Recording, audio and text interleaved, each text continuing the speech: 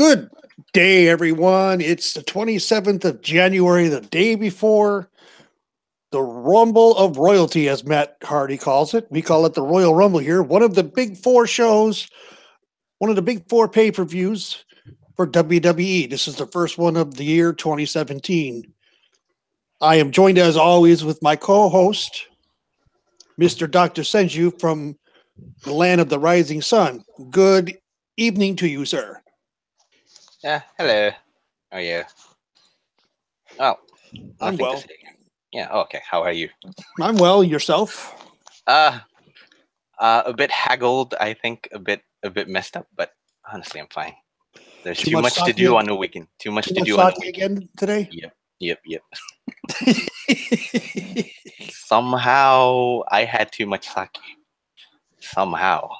Well, this is what happens. In the morning, you meet some folks in a business-like manner. Yes, you entertain them with sake. Okay, in the afternoon, what should I drink? Should I drink beer? Should I drink plain water? Or should I drink sake in a sushi bar? Sake it is. And then in the evening, when you go out with your girl, okay, what do you want to drink? Let's get a little bit wasted. Sake again it is. Jesus. Evening. Let's just say on the eve of Tochinoshin winning the Yusho at the Hatsubasho there in Tokyo. I heard someone was very much entertained. Oh, I was. I was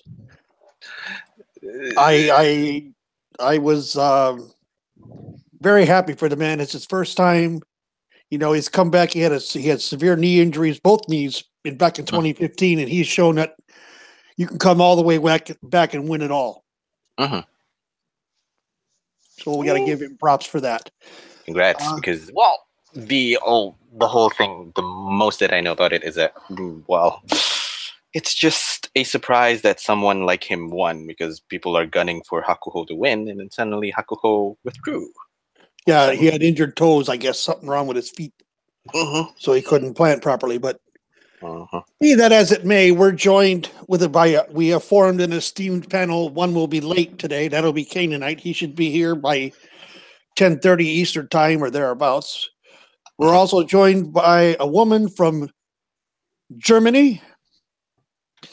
Lepsy has decided to grace us with her presence. Good afternoon, or should I say, Guten Abend, mein Fräulein. Wie geht's Ihnen?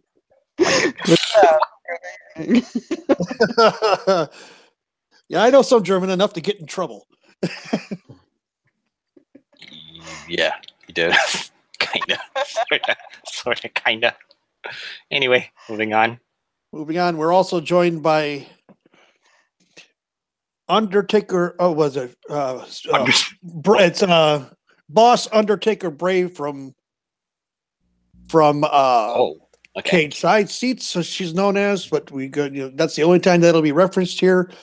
She's also known as Stacey here on the podcast. So good morning for you on a Sunday morning. How are you this morning?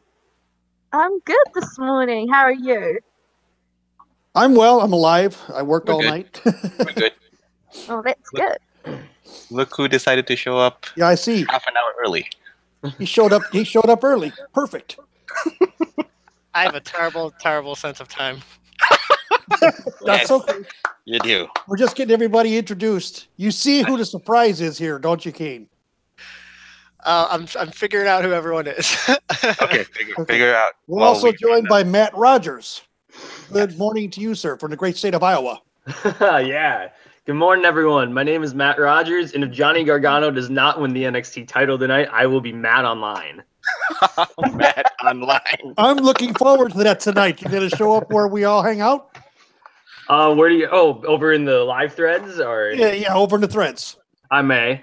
I will be looking forward to you going ballistic. I'll get some popcorn and watch you burn the house down. Please, come on. Anyway. All right. We also have Cain A Night. Greetings. How are you this day? I'm doing quite well. How is everyone? We're all doing well, I would assume. And here is the mystery guest making her second return to a podcast this week. She was also on Thursday night. Miss Tonya Rodgers. Good morning, ma'am. Good morning. How's everybody? Morning. Morning. Greetings. Such a subdued back. crowd. Awful Okay. quiet around here. Okay, never mind. Pardon Today we me. gather all panel of esteemed guests and ne'er-do-wells Yes. to discuss about one of the big pay-per-views for the year. Yes, The but first before we pay-per-view get of to the year, of course. that, Mhm. but before we get to the pay-per-view, there's a 800-pound gorilla in the room that needs to be addressed. And Tanya, go ahead and start us off about Mr. Enzo Amore, aka Eric Arndt. Okay. And so, just a quick wrap up for people who aren't really familiar with the whole story. It was Monday morning. A text started to come out about this woman, Philomena, who accused Enzo Amore of sexual assault. WWE acted swiftly, probably because of all this publicity that they had this week. And they had Vince later on. We found out he had another big announcement. So this was very, very bad timing for Enzo. He got suspended. The next day, he was fired.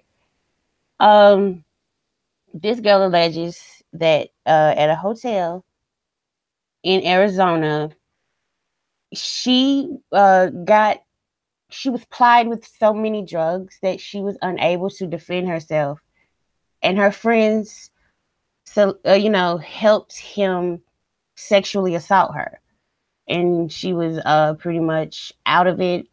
She doesn't really remember the full details. She went to the police 2 days later, and an investigation was opened from there. This was on October 19th last year, 2017. We are only finding out now. I feel like because this girl and the police have enough to go public with it, it was found out that the reason Enzo was fired is because he withheld this information from WWE for the full 3 months. This is on top of other alleged backstage issues he already had with management and other wrestlers. This is a serious and delicate issue, and I just want to stress to people, when somebody comes out and says that they were sexually assaulted, I would love for the norm to be let's believe her, let's support her, let's hear her story, let's hear her out. Because I have encountered sexual harassment and assault through various stages of my life. It's something now, as a 33-year-old woman, I refuse to put up with. But I went through it as a child, and I went through it as an adult, and everybody's story is different, and you cannot assume because of the background of the woman that she's lying. I just want to stress, let's just remember here that a sexual assault allegedly occurred, and let's just keep the focus on that. The other thing I wanted to address is within the community that I love, the internet wrestling community. I love us. We're great people. We make great things happen, but there is a toxic underbelly in our fandom, and it gets deeper than, oh, you don't like this wrestler or this person isn't pushed. That's frivolous. That's easy stuff we can argue about and waste our time with. But coming out and immediately when she filed these charges, and you're stalking her timeline, you're stalking her social media, you're willing to believe someone else who was associated with her. And if he probably was doing the same amount of drugs that she was. And from his speech, obviously has some type of personal vendetta against this woman and doesn't like her. You're willing to believe this person, but not the woman who says she was raped. And it gets even more toxic. And I just want us to just pay attention to the important facts of this case, which we know a woman alleged she was sexually assaulted in October. 2 days later, she went to the police. This is not uncommon. I've never told any police officer about any time I was harassed or sexually assaulted. There is a stigma involved. I want people to know that it's not an easy thing to admit to anyone. There are people in my life personally I still have not talked or told about these experiences. So I just that element in our fandom needs to go away. We need to do, there's no excuse for it for me. I don't want those people in my fandom. And it's just, I've been thinking a lot about a lot of things. Like Vince McMahon's been accused of this. He basically runs the wrestling world if you think about it. So I don't think if Enzo had gone to his employers and told them when he first found out, I think he would be suspended. I don't, it's the way he handled the situation why he got fired. So seeing petitions and things of this nature, when you are willing to give him the benefit of the doubt when he's shown he has bad and reckless behavior in the past, and you don't even know this woman, so you try to stalk her life and find out everything you can about her to discredit her. It's ugly, it's unnecessary, and that's why it's just an injustice to women coming forward and the Me Too movement, and it just has to stop. Okay, that's all. Thanks, Tonya, for that. I mean, that brings up a point that we all need to look at and discuss. I mean, it's a sad state of our fandom that we have people out there that will actually do that and attack the victim or shame the victim for what happened. I mean, this is not the first time it's happened. We had a similar situation with the Michael Elgin situation where people were on Twitter and Instagram and whatnot shaming the victim of an alleged sexual assault by one of his students. And in that situation, it wasn't just fans. In that situation, it was people actually very like reputable guy, putting out Tumblrs about this woman. So like, yes, Yeah, I know exactly it's what sad. you.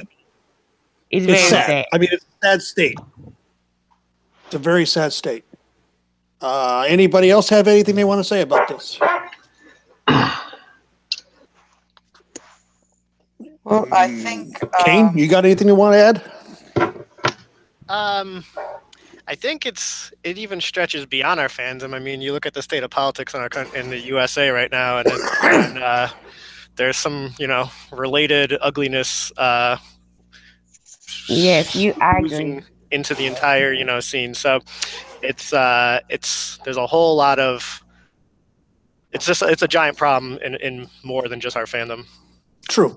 I mean, I think it's finally become a big deal. I guess it was that producer out in Hollywood that got in trouble for it. I said, and all of a sudden the floodgates opened.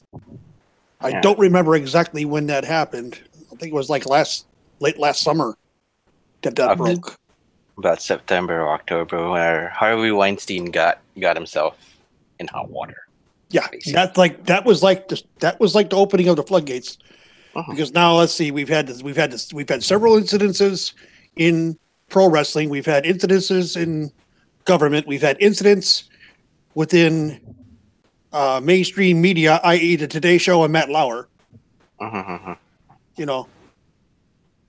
What's left?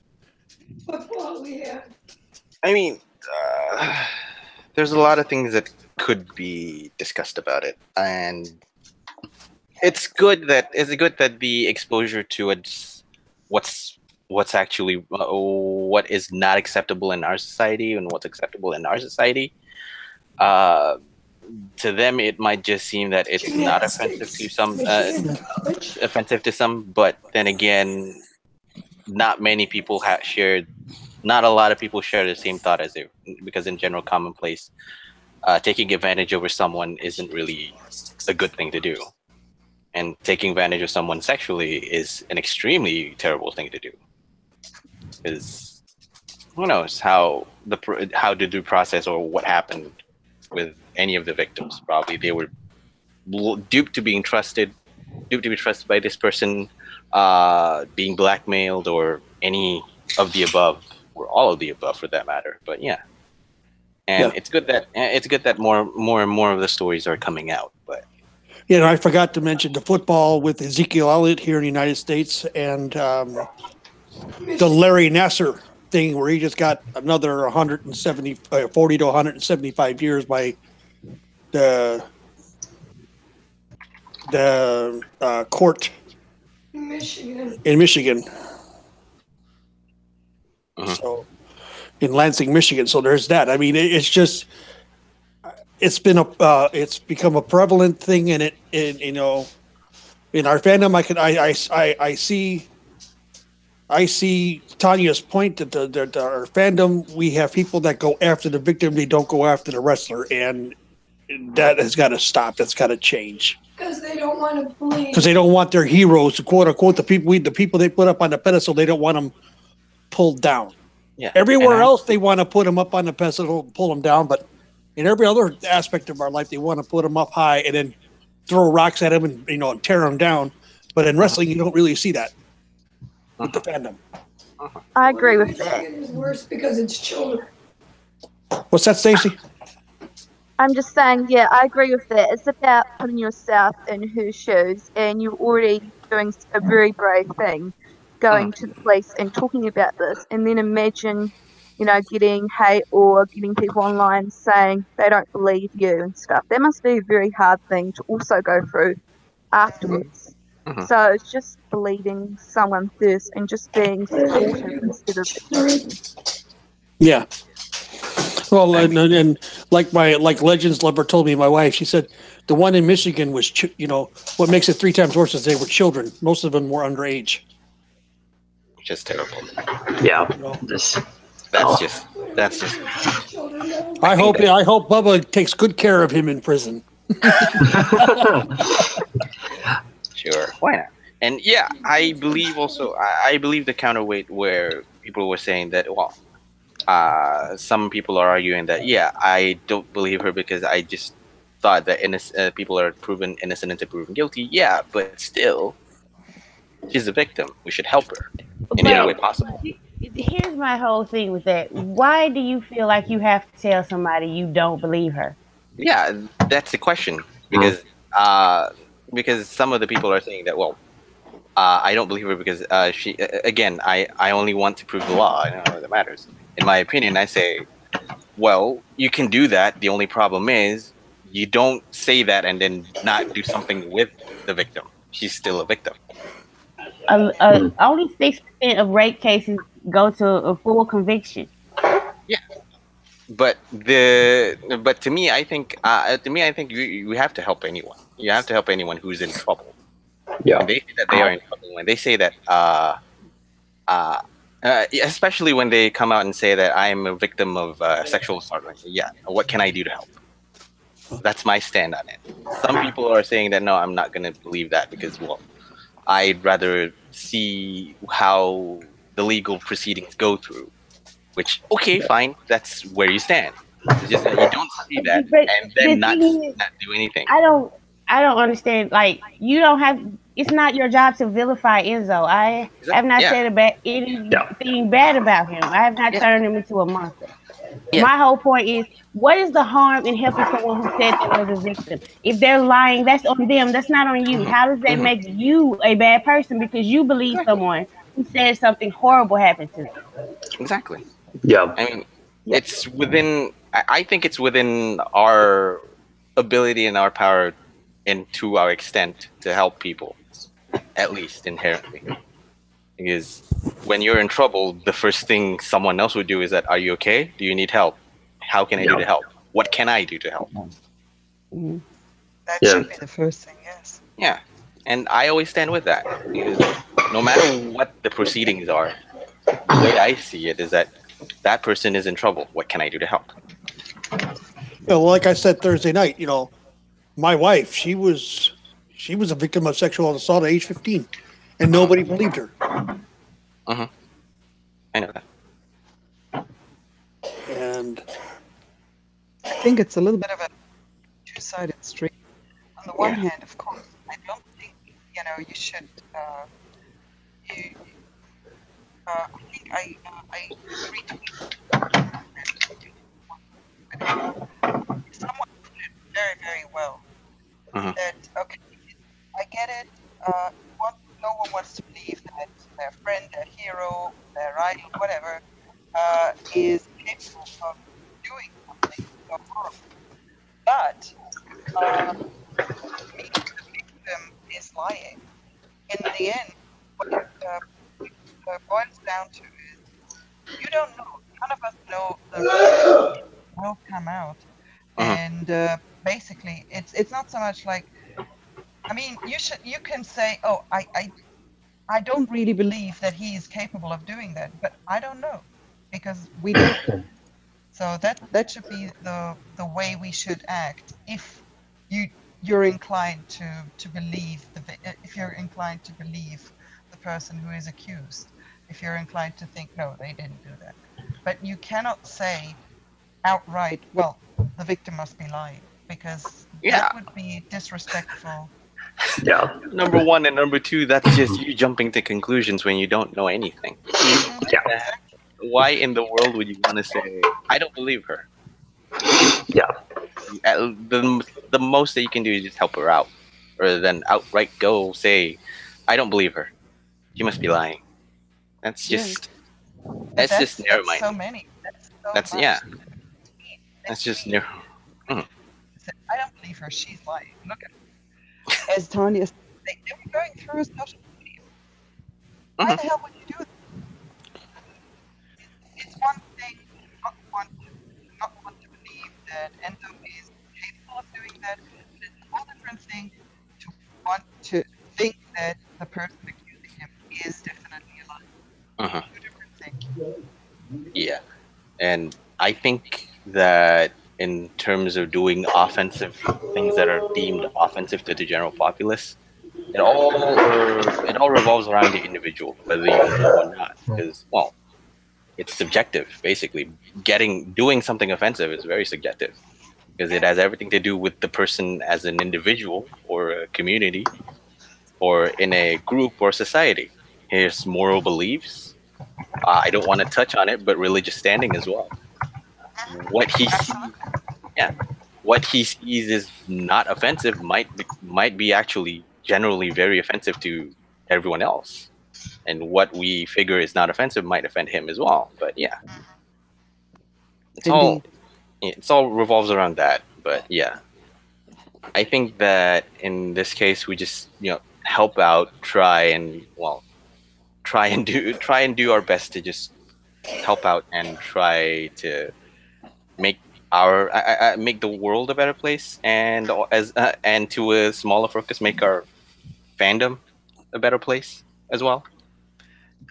I think one of the ugly truths of the whole situation is that I know people who I can have normal conversations with, people who I enjoy their company, but they feel threatened by the rise of women, if you will, and so they feel, that it's like they're more aggressive even in terms of lashing out at this world. Immediately, it's like, oh, well, she must be lying.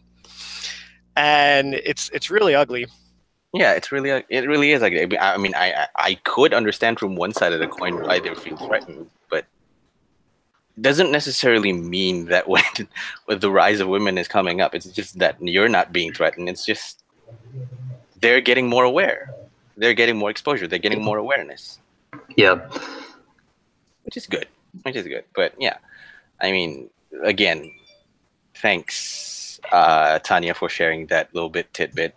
I think you extended that from last Thursday, I believe.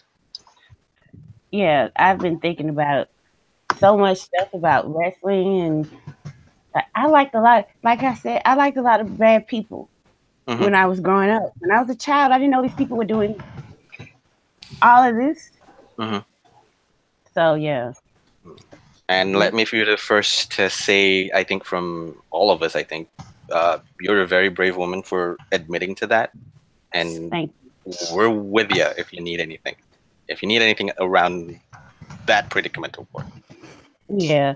Well. Yeah. Thank you for sharing that. Thank you. It's something that it hasn't happened in a while.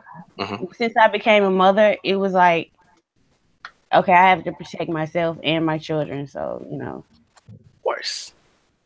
Everyone has to have an appreciation for themselves. There has to be Mhm. something good, inherently good in everyone. No matter how shitty or how fucked up the lifestyle is, how terrible your background is, something good must have come out from it. I think for you, the number one that you came out from is that you have a child now, or number of childs now. You're a mother now, and you strive to have the best available thing to do for your child, and that's a positive thing coming out from such a terrible, terrible background. The only thing that's missing from this is the hashtag that you were promoting Thursday night, and I would like for you to promote that, Tonya, if you would, please. Oh, yes. See, this year, I'm not arguing with those smarks anymore. I'm not arguing about this petty stuff. I'm just going to have fun. So my hashtag is block a bitch 2018. And if you feel you're going through the same thing on Twitter, just block them and throw up that hashtag, and I'll know exactly what you're going through. That's Sure. fantastic. I need to use that. I think there's a lot of us that need to use the hashtag block a bitch Openly 2018. promoting it I'm using it in to real life. block out that negativity. Just block it. We need the power of positivity, right? Right, Tonya? Yes. Oh Yep. God, I was the biggest New Day fan from the jump, just because of it. I was like, seriously, Yeah, well, positive people. yeah, they started off on the wrong foot, but suddenly they picked it up and went along with the whole positivity. So They kudos to them. they made a Hall of Fame gimmick, basically. All three of those Absolutely. guys. I won't be surprised. if all three of them actually did make it to the Hall of Fame. I think they Oh, will. They absolutely will. I mean, I think they will. if JBL, and I know he was WWE champion and all stuff, but come on, they're way more entertaining than JBL. All these other guys are going to Way get more. it. I mean, it's like everyone who can at least get beyond mid card is a lock. So Well, let's put it this way, Cain. Let's put it this way, and everybody, I'll say this. Mhm. They're between them and the Usos, they're two of the cornerstones of the tag division in WWE, period. Not just on SmackDown, yeah, period. Yep. Absolutely. So for the revival of the tag team division on both one of WWE my and Raw, favorite things of 2017 was not just the matches with each other, but New Day and Usos in general. The years they had were pretty great. Yeah. because I think they share the accolade with one another as being the ones who propped up the tag team division. Well, when you saw the two teams in the Usos and the New Day in the ring, and the handshakes that went on between them, you could see that it was genuine. Yeah. You could actually see Absolutely. the respect between the five of them because it was there. And I think that was after the Hell in a Cell match. Oh yeah, that was a great Hell in a Cell match. Alright. Already, good. Yeah. I have a bone to pick with my compatriots, actually. Oh, okay. Dear Germans, stop hating on the New Day. You still hear in Germany, whenever the WWE come around, you still hear New Day sucks all match long. And guys, these guys are great. They are absolutely fantastic. They're entertaining. They can go in the ring. So stop it. Stop hating on them and just embrace the positivity. I know it's hard to German, but do it. I don't think she knows. I mean, I'm going to cut on a limb and wonder why are most of the Germans hating on the New Day? New Day are heels in Germany. I did not know this. They are so disliked. They are some of the least people on the roster. How so? My God! They're too positive. Germans don't like to be positive. Also, trombones and pancakes don't go over there. Oh my god! Oh my god! And I know that waffles are Belgian, so do you want to replace pancakes with Belgian waffles then, for that matter? I don't know.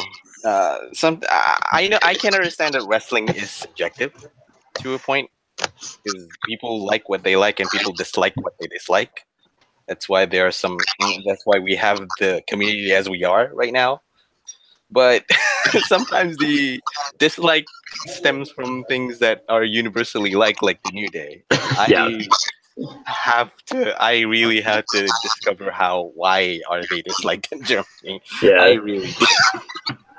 Yeah, occasionally I say there's no. Whoa. Was I the one that was getting that weird audio feedback there? Or, Yeah, I don't know who it is. Somebody's feeding back, and it ain't me. I do think so. Kat, I think it's Lepsy. I think it's you from you. Is it me? Yeah, Yeah. your audio is so weak right now. All right. Oh, there you go. Now you're better. And we're still hearing that. Huh. Interesting. Maybe it's Stacey's. Mine, let's see. Hello. No. I don't think so. It may be Matt's again. It could be. It I had to go could be. turn something off, and my chair was squeaking, and I was having all kinds of weird stuff happen. And I'm also early. hearing you every time you sniff your nose. Oh, you? Okay. Anyway, I think we're good to go. Leps, can we test you out again?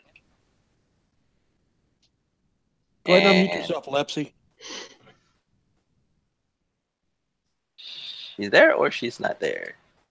You there, Leps?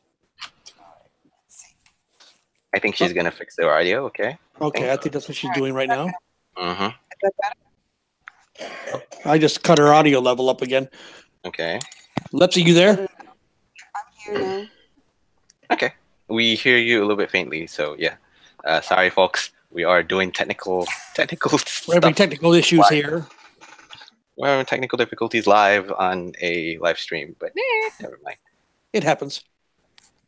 All right. Hopefully that is a little bit better. Yeah. There you go. Yeah. Better. Yeah, definitely. Better. Okay. Let's just cut to the chase then, shall we? Well, the reason we gathered all of you here was to discuss on this year's Royal Rumble. Yes. Quite subdued. I think a quite unexciting, a subdued affair. I think would be the I don't know. better They word. they just added 3 super exciting matches to the pre-show. I mean, Which I do know. Yeah, which I do know. I do know. Most of them don't know yet. Most of the folks here don't know yet.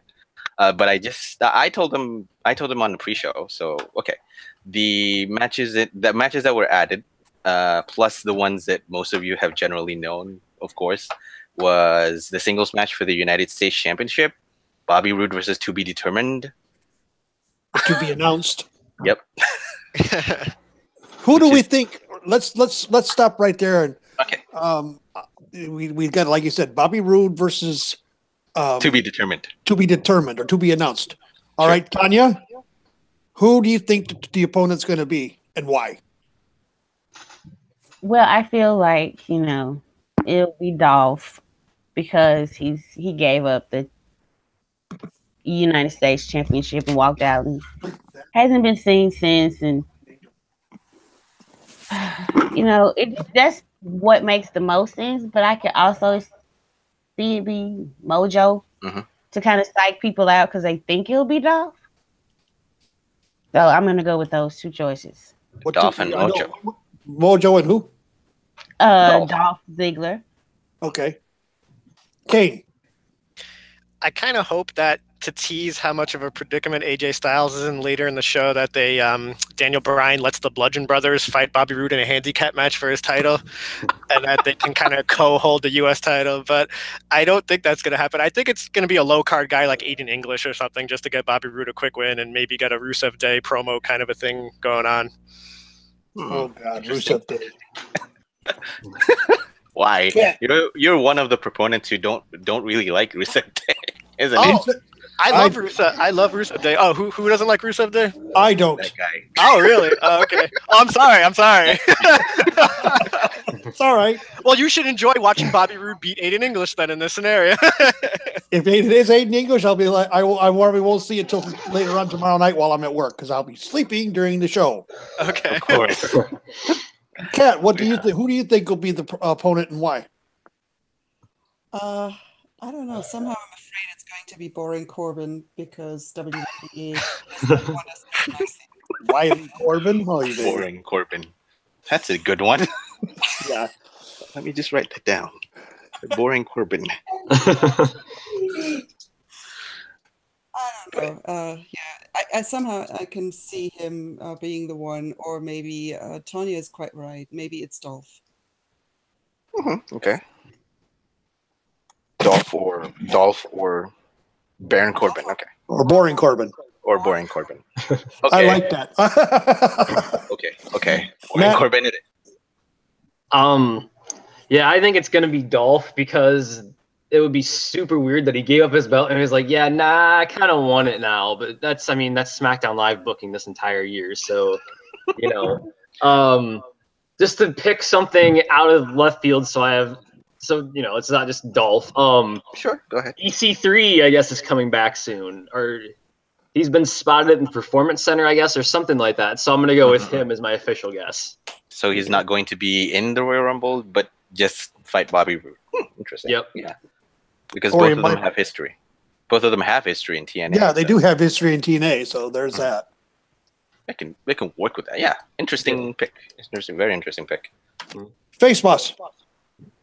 I think it's Dolph Ziggler because he's going to make his surprise return and win the title back. Mm-hmm. Mm. Very simple, very direct. Taker, who do you think? God, there's so many choices here. Mhm. But oh geez. Do you need some time, sir? No. I'm gonna go with Mojo Rawley because he's the hottest guy right now in WWE as a heel. If they're still He's running unbelievable. if they're still running Bobby Roode as a face, then he's a perfect foil for Bobby Roode. So I'm gonna go with Mojo Rawley and Mojo Rawley taking the title off of Roode. The That's one gonna I be call him interesting. the knockoff Ric Flair. We all know this. Oh, that should be interesting. Yeah. Surprises are surprises. Mojo Rawley has been the revelation. One Ever of the since- reasons. Oh, sorry, I cut you off. Go ahead. One of the reasons why I'm thinking it's not going to be a title change is because they just spent like a month or whatever doing this whole tournament. Mhm. And I feel like if they take the title off him on the pre-show, it just not granted the tournament kind of sucked, but it's just what was the point of the last month if they're just going to take the title off of him in a pre-show? Which is actually relatively true. Yeah. Because they spent, a month or so burning out for the U.S. Championship tournament and then suddenly taking the title off the champion. It could just be a quick course correction. Like some people are saying Mojo Rawley, maybe they'll realize, maybe we shouldn't have booked him to lose. So Yeah, it could be that. let's undo Well, that. it could be the ultimate in terrible performer in Jinder Mahal. Oh God. Oh, No. please. Oh no. If that happens, I'll watch the Daily Burn to the Ground again. Bro, you always like to watch the daily or the nightly burn to the ground if they do that. Yeah. Eat some popcorns or just cook some marshmallows to do that. Yep. And just do, I told you so, I told you so. Yeah. Yep. Okay, fine. Fair enough. What is your choice? I hate to go with the grain, but okay, I'm unanimous for Dolph Ziggler. Choice out of left field, maybe Xavier Woods. All right. Maybe because he, aside from Mojo, he's the one who's the fans pick. Apparently, the fans' choice to win because he needs. I don't want to say that he needs it because, in my opinion, he does. It's just that to me, I feel that he's the one with the most uptick as a face champion. Number one, and number two, if he's already penciled in as the face champion, he already has the perfect heel. Number one would be Mojo. Number two, that win itself could propel a dissension between New Day. I don't wish for it to happen. It's just that it could create a good layer of storyline, whether there's dissension within the ranks, with one of them winning the champion, and then suddenly, okay, New Day, you got to win some titles just to get more prestige, and get beat again and again by the Usos, and then start from there. I mean, that's fantasy That's a cool booking. idea. Yeah, it's a fantasy booking. It's crazy fantasy booking, but it's doable. Doable in my eyes, anyway. I don't know. And I don't know, but yeah, that's one of the pre-shows, one of the matches. I'm surprised that we actually have 3 matches on the kickoff show. The second one would be the Good Brothers versus the Revival, simple tag team match. Anyone interested in this? Because to be honest, I'm interested. Yeah, it could I be suppose really. I am. Oh, go ahead. So yeah, I suppose it could be really fun and good way to start the show to get the crowd excited. So yeah, it'd be good. Yep. Anyone else? Cain, you were saying something? Oh, I don't know what I was gonna say. Sorry. I think. Do you think which of these 3 matches do you think is going to be like the 5:30 Eastern match where only not even half the arena is seated? Do you think that would be the Good Brothers or with the Cruiserweights maybe? Yeah, that's cruisers. Cruisers. Hey, I guess that was a dumb question. I don't want to put the Cruiserweights under the bus, but yeah, it's gonna be the Cruisers is gonna be on that spot, and I haven't really touched on that yet. But yeah, with this match, I don't really think WWE isn't, or Vince, I should say, is too interested in right now pushing the Revival. So I don't necessarily know that it's going to just be 50-50 and Revival are going to get their win back from Raw. I kind of thinking maybe the Good Brothers will win again. Yeah. Yep. Anyone else have any other ideas or suggestions? Thoughts on this one? The tag match, that is. I see the Good Brothers going over because remember they got the ace in the hole with Finn Balor probably coming out with them. We forget that. Oh, okay. That'll distract the Revival enough that they lose the match again. I mean, okay, for sure. I guess that the Revival has has a bone to pick with Gallows and Carl Anderson with a fluke. With maybe they want to argue a fluke win because you got backup from how many veterans, how many ex WWE wrestlers. We had the shovel there. The toothpick. We had the shovel, the toothpick, the Heartbreak Kid, and the one Billy Gunn. Billy Gunn. The road. One of the agents. We had an agent. We had the gun. We had toothpick. We had the shovel, and we also had the heat magnet. We had the magnet. There. So yeah. So all that. So yeah, the Revival do have a bone to pick with the Good Brothers, probably, just to say you guys got the fluke win because you guys got the backup. Now you don't have the backup. I think that's this case here. Well, it's going to be interesting because which one of the Revival in 6 months? Which one of the Revival do you think will be Kurt Angle's next son? Oh no! Oh God, no! Please. Where do you come with all these questions, Cain? Where the hell do you come out with all these questions? You had time to think. Dash Wilder, I think. So Scott Dawson teaming with Charlie Haas then? Right, yeah. Oh God. I mean, Cain has nothing but time to do. He has nothing to do in his time but think. And he comes up with these asinine questions that crack us all up. Tonya, you got anything for this match? I said the Revival, I guess. The Revival. No. You're going the 50-50 booking route. That makes sense because we all know that's what WWE loves to do, right? Yeah, but I mean, they are connected with Finn, so. Fair enough, yeah, 50-50. I can see the Good Brothers, if they really want to keep the group strong to feud with somebody they think is more important, I can see them beating the Revival again. Mm-hmm. Hopefully, the way I feel about this is more like, hopefully they'll be the next Usos and the New Day with their ability and all that. It's just that I don't know whether WWE sees that. Well, do you honestly think they saw it with New Day Usos in the beginning? That's true. Yeah, that's a fair point. Yeah, I think just about everyone but maybe Big E started off pretty low out of the 5 of them. So, never know, I guess. Never know. I mean, up until only now, the WWE wants to pick up the whole Bullet Club connection with Gallows and Anderson with Finn Balor. which is you guys took it like a year or 2 years too late for this, but fine, you picked it up.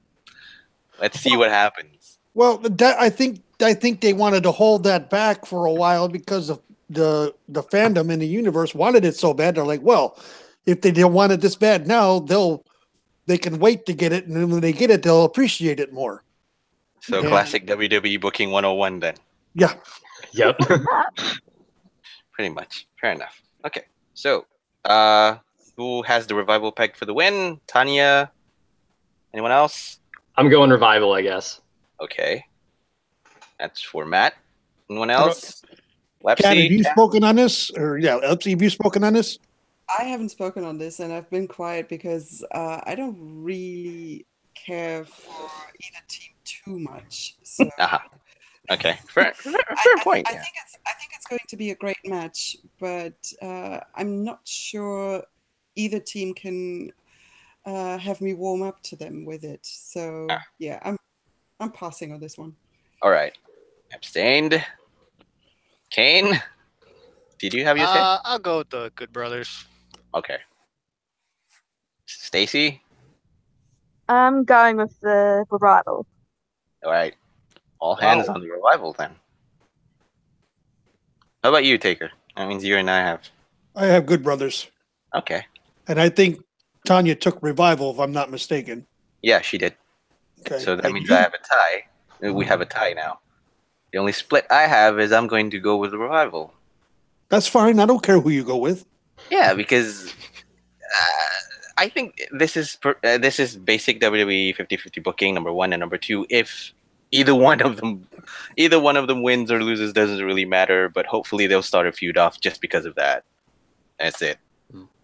Because again, this is a pre-show. Supposedly WWE wants us to care, but I know what's going on because they don't have time to spare for the match that's more important. For the matches that were more important now. So yeah. Anyway, the third kickoff show would be the Cruiserweights on a 6-man tag team match. The team I like to call Team Lucha versus Team everyone else. No, Team Cluster blank. Okay, fine. I'll just run it. Kalisto, Lince Dorado, and Grand Metallic versus TJP, Jack Gallagher, and Drew Gulak on a 6-man tag. Yes, again, I would say I hate to put them under the bus, but they're going to be the ones who are going to start off first at the time slot where everybody's just getting into the seats. And then coming up to, it's just the Cruiserweights and still not caring, which is a sad prospect in and all of itself, considering what happened to the picture of 205 Live. Yeah. Yeah, speaking of 205 Live, let's, before we go any further on this, Mhm. who does everybody think is going to be the general manager? My pick, my guess is going to be Rockstar Spud as the way to debut him. Ooh, interesting. Yeah, that's what I was thinking. Okay. Cain? I'll go with Goldust. I don't know. He's been mixing it up with the Cruisers lately. Oh, okay. Yeah. Interesting choice. Lepsy. I'm drawing a blank. I have Okay. absolutely no idea. We'll come back to you then. Or do you want to abstain on this one as well?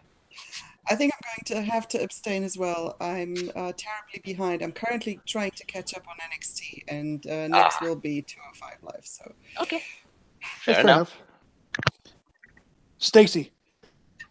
I'm thinking Daniel Bryan because of the problems he's having with Shane. Maybe he just ends up getting angry and saying that he's quitting, and he goes to 205 Live to help out those wrestlers. That's an interesting thought. MDS? Tanya, you go first. I actually like the Daniel Bryan suggestion because Okay. honestly, once Neville walked out, I was kind of done with the division. I haven't paid much attention. I really didn't care when they gave it to Enzo, so I hope it's Daniel Bryan actually, so I can care again. I'm sorry. That's fine. MDS. Why do I have to pick? I don't know. Sure I'm drawing a blank, but I do have several names up for keeps. I mean, I was totally interested on a Rockstar Spud thing, but if WWE is going the desperate route, I think they could do, even with all the rumors about her, I could think that Summer Rae would do better. Just to call her back again, number one. Let her do something. Do her justice because of her services to the industry, I guess. But yeah, it's either Rockstar Spud or or Danny O'Brien, I think, for realistic purposes. I got an interesting choice as well. Sure. I'll go with the Rockstar Spud as my first is 1. But 1A, how about Paige? We all know she's done it in ring for the most part. I think that would be a perfect place for her to be put. Put her, as a heel. She favors the heels and, tries to put rules in place that don't allow high flying and all that crap, and destroy it like they want to. The noise you just heard was Drew Gulak wetting himself with excitement.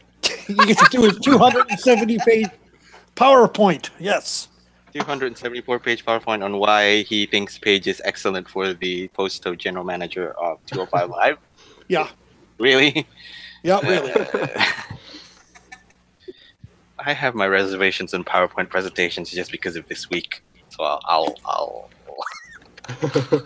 reserve that reservation for now. All right.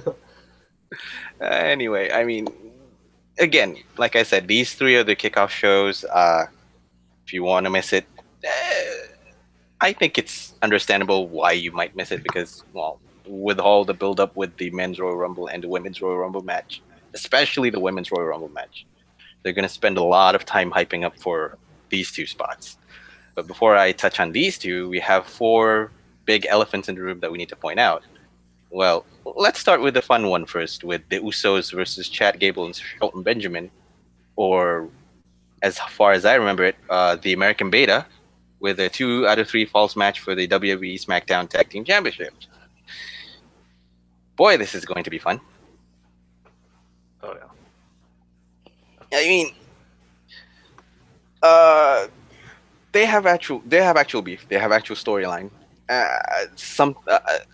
Surprisingly, coming out from SmackDown Live these past few weeks, this is the storyline that sounds logical and reasonable, and yeah, perfectly perfect, to be honest. Even though with the whole shenanigans about, we have the video assisted replay for the whole fluke win of the Usos over American Beta of Gable and Benjamin. So yeah. Tonya, do you have anything to add on this one? Yeah, I'm gonna keep my prediction from Thursday and say American Beta's gonna win. Just because I think they're building them up, and then the whole reason for this match is because they said they already beat the Usos, but it was the wrong person pinned. So yeah, I think they'll do it, and I think the match is gonna go all 3 falls, and I do think it's gonna be great because these are 2 good teams, and yeah, I think it might be the match of the night. Might be. So. Okay, fair enough. So American Beta wins 3 with a close match, 3 up to 3 match. Okay, fair enough. Matt, anything? I'm just gonna kind of echo what Tonya said on this. So I think it's gonna go all 3 falls. I think American Beta gets the win. I'd love for the belt to stay on the Usos because they've been like the best, or like mostly the only good thing on SmackDown Live as of late. But yeah, I think that they're eventually. They're going to lose the belts to someone eventually because I think they're heading to Raw soon. So American Beta gets the win. Yeah. Stacey? I think the titles are changing hands, and it's going to be a really fun match if they just give them the time to do that. Yeah. So you think American Beta is going to win? Yes, they're winning. Is it going to be a straight 3 or a close match? I think it's going to be quite close. Okay. So that means we're going full 2 out of 3. Okay. Fair enough. Cain, any Yeah. questionable questions? I think the winner is going to be Goldust. No, I think you got Goldust as the general manager, and now you have Right, Goldust right. as the champion. Right. What is your obsession with Goldust, Cain? Tell us all the truth now. Please kinda say that you are wearing a Goldust mask right now. right. I think this is going to be a pretty awesome match. I mean, both teams are awesome. I'm a big fan of Shelton Benjamin in particular. I'm really glad to see him back in WWE, and I think the Usos are going to win. I think the Bludgeon Brothers are probably the team that'll eventually take them down whenever that happens. Mm-hmm. And I kind of, the card's kind of packed, so with 2, hour-long matches or however that's going to go. So I don't, even though it's a 2 out of 3 falls match, I expect this to be one of those where they just kind of trade the first 2 falls real fast, and then the last fall, is like your normal regular match, right? Mm-hmm. Yeah. Okay. Understandable. So you see again. Let me make this clear. You see Goldust winning. Right. Goldust. Yeah. Where the hell did Goldust come from? Shenanigans involved. Sure. But no, seriously, you see the Usos keeping? Yeah. I think the Usos are going to retain. Yeah. Okay. Just to be sure. Suddenly, in all half an hour. No. I think Goldust is going to win. Anyway. Okay. Lepsy, do you have anything, or do you have any more questionable questions? Just to ask. No, I think it's going to be a close match. It as you already said, I think it has the potential to be the match of the night, and some might fear shenanigans, but I think it's going to be a close one. And somehow I can see the Usos retain. Okay. I can't really explain why, but I think they will retain. All right. Fair enough. Although I think they would come back with say that this is another injustice. Someone who cheated got the win again.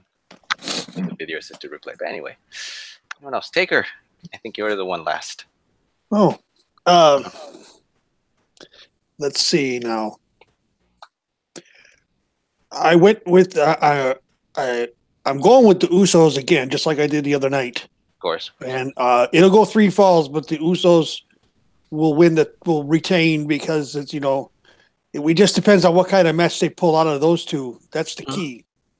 Is whether it entertains me or not, but I see the Usos retaining. Sure. Usos have a knack. The Usos have a knack for pulling the best out of people. I mean, their match on Raw a couple weeks ago or a few weeks back was actually one of the best ones I've seen from American Beta since they've been put together. It flowed nicely. And I speak for myself. I hope that most of you share the point. I think that with the emergence of both Gable and Benjamin, they found another tag team that they can bounce off as well, aside from just the New Day. Yeah. Does anyone think Jay Uso's little troubles from a couple weekends ago will bite the Usos in the ass in terms of the booking on this one, or completely a non-factor? Sure. Anyone wants to answer that? Go first. Well, it does mean he can't qualify to be in the XFL. Let's just put it out there. Yeah. Let's just put it out there. He's not qualified to be in the XFL. Okay. Anyone? It took an hour for an XFL reference to come up. I'm disappointed, guys. I mean, we'll be patient. There's bound to be more coming up soon, I guess. There's bound to be more coming up soon. I know. I had completely forgotten about that, and shame on me. That might cost them the titles for right now until the legal system sorts itself out with Jay. Okay. Anyone else? I'm gonna say a non-factor because I think they trust them, with their wrestling abilities and how they've been having fun in the tag title scene and helping out other teams. That it might not matter.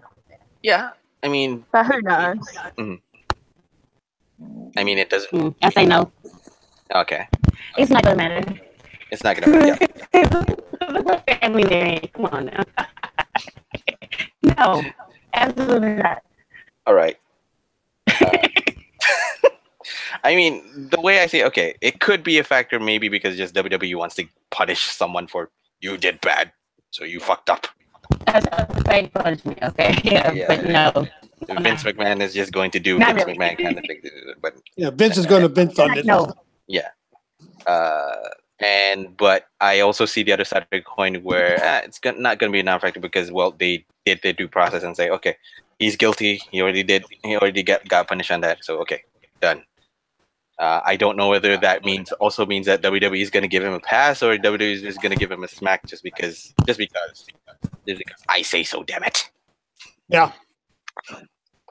So on my end, I think it would be fun to see Gable and Benjamin win the title. On a realistic note, I could see the Usos retaining just because they want to build the Bludgeon Brothers again.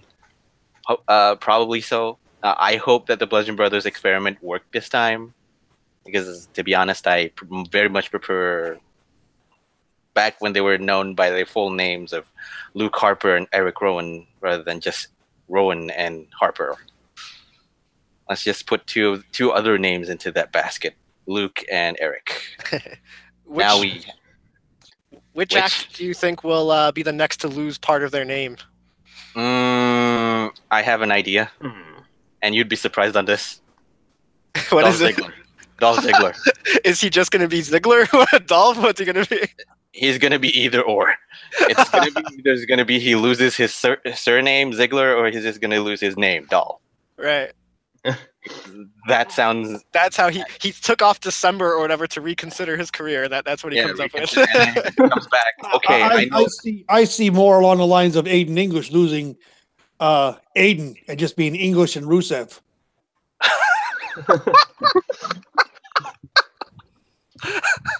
Then everybody will get confused. Are you speaking English or are you speaking the person English? Are you saying the language or the person? The person. The person. He will be known as English from now on. Don't ask me why. I just had that feeling. I wouldn't put it past him. I mean, my guess would be Colin Cassidy returns, but they want to they change his name from Big Cass to Big Colin just because they want to distance himself from Enzo. Okay. Oh yeah. Make it sound like he's gonna be affected then, isn't he? Yeah. He's gonna be mildly affected. I hope not as affected because Anyone know what his when he's supposed to come back? Any idea? I know he's walking around. Mania, I believe, is around the due date. Mania. But still, yeah, he's because he just did a Make-A-Wish thing. It looked like I just saw it earlier this week. Yeah, my prediction since he's turned is that he's going to be the 2018 Baron Corbin on SmackDown Live. Oh no, no, yeah. Please, he has gotten tons of bad luck already with his injury, and then didn't he tear his ACL in that incident? He did. Now he's recuperating with it, and then suddenly he finds out that Enzo Amore or Eric Arndt is now in the shithole that he's in. So something to it makes me wonder about that whole breakup if it wasn't actually a shoot in the end. I'd rather not like get me away from the guy. I'd rather not say because that's a personal life that I don't want to get too much into, but it wouldn't be against a wrestler's lifestyle if that happened. It's he wants to distance himself away from that kind of thing. So he's doing that very, very effectively. It's like he knew something was up. You know what I mean? Yeah. I wouldn't put it past him to do that, but yeah. It's just it's just me speculating. I don't know. I honestly don't know. Okay. Like I said, I digress. The Usos, realistically, Usos retaining. I'd sure hope that Gable and Benjamin win, because that would open up a whole other possibility whether the Usos are going to exercise their rematch clause, or New Day suddenly jumps up, or who knows? Maybe even after they won, suddenly the Bludgeon Brothers comes in, just takes them out on the parade, and yeah, that's it. there's a lot of things that can happen on this match, and I'm looking forward to this match. So yeah. Anyway, moving up to the card, we next have The Bar, Cesaro and Sheamus versus Seth Rollins and everyone's favorite person, Jason Jordan, for the tag team match for the WWE Raw Tag Team Championship. Yes, I said it. Jason Jordan is everybody's favorite person. Really? Do I seem like I make sense whenever I say this? Sometimes I don't know about you. Blame the whole round of sake for the whole day and night. And whose fault is that? Mine. At least you admit it. I mean, okay. Okay, Taker. Let's start with you first. Do we? Yeah. This whole heel thing with Son of Angle. That's what I'm going to call him. You do know what that reminds me of, right? What? Son of Havoc. Yes. Yes. Son of Angle 2.0 from 2000. Sure. Okay. That's what we're trying to do with this kid. Mm-hmm. I'm the more I look at what they're doing with him and the character.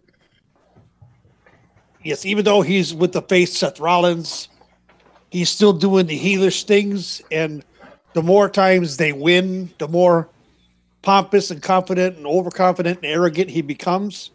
Mm-hmm. And as much as I cannot stand The Bar, I can't, with Sheamus and his spinal stenosis issues. They're going to take the titles off of him, and Jason Jordan's going to be the cause of it, but he's not going to see it that way, and he's going to beat the holy hell out of Seth. Yeah. Okay. Interesting. I think the biggest question I could ask the panel tonight would be, how do you feel about Jason Jordan now? There is a whole great room full of glitter, and Jason Jordan can go inside and sit in it forever. Tell us how you really feel there, Lepsy.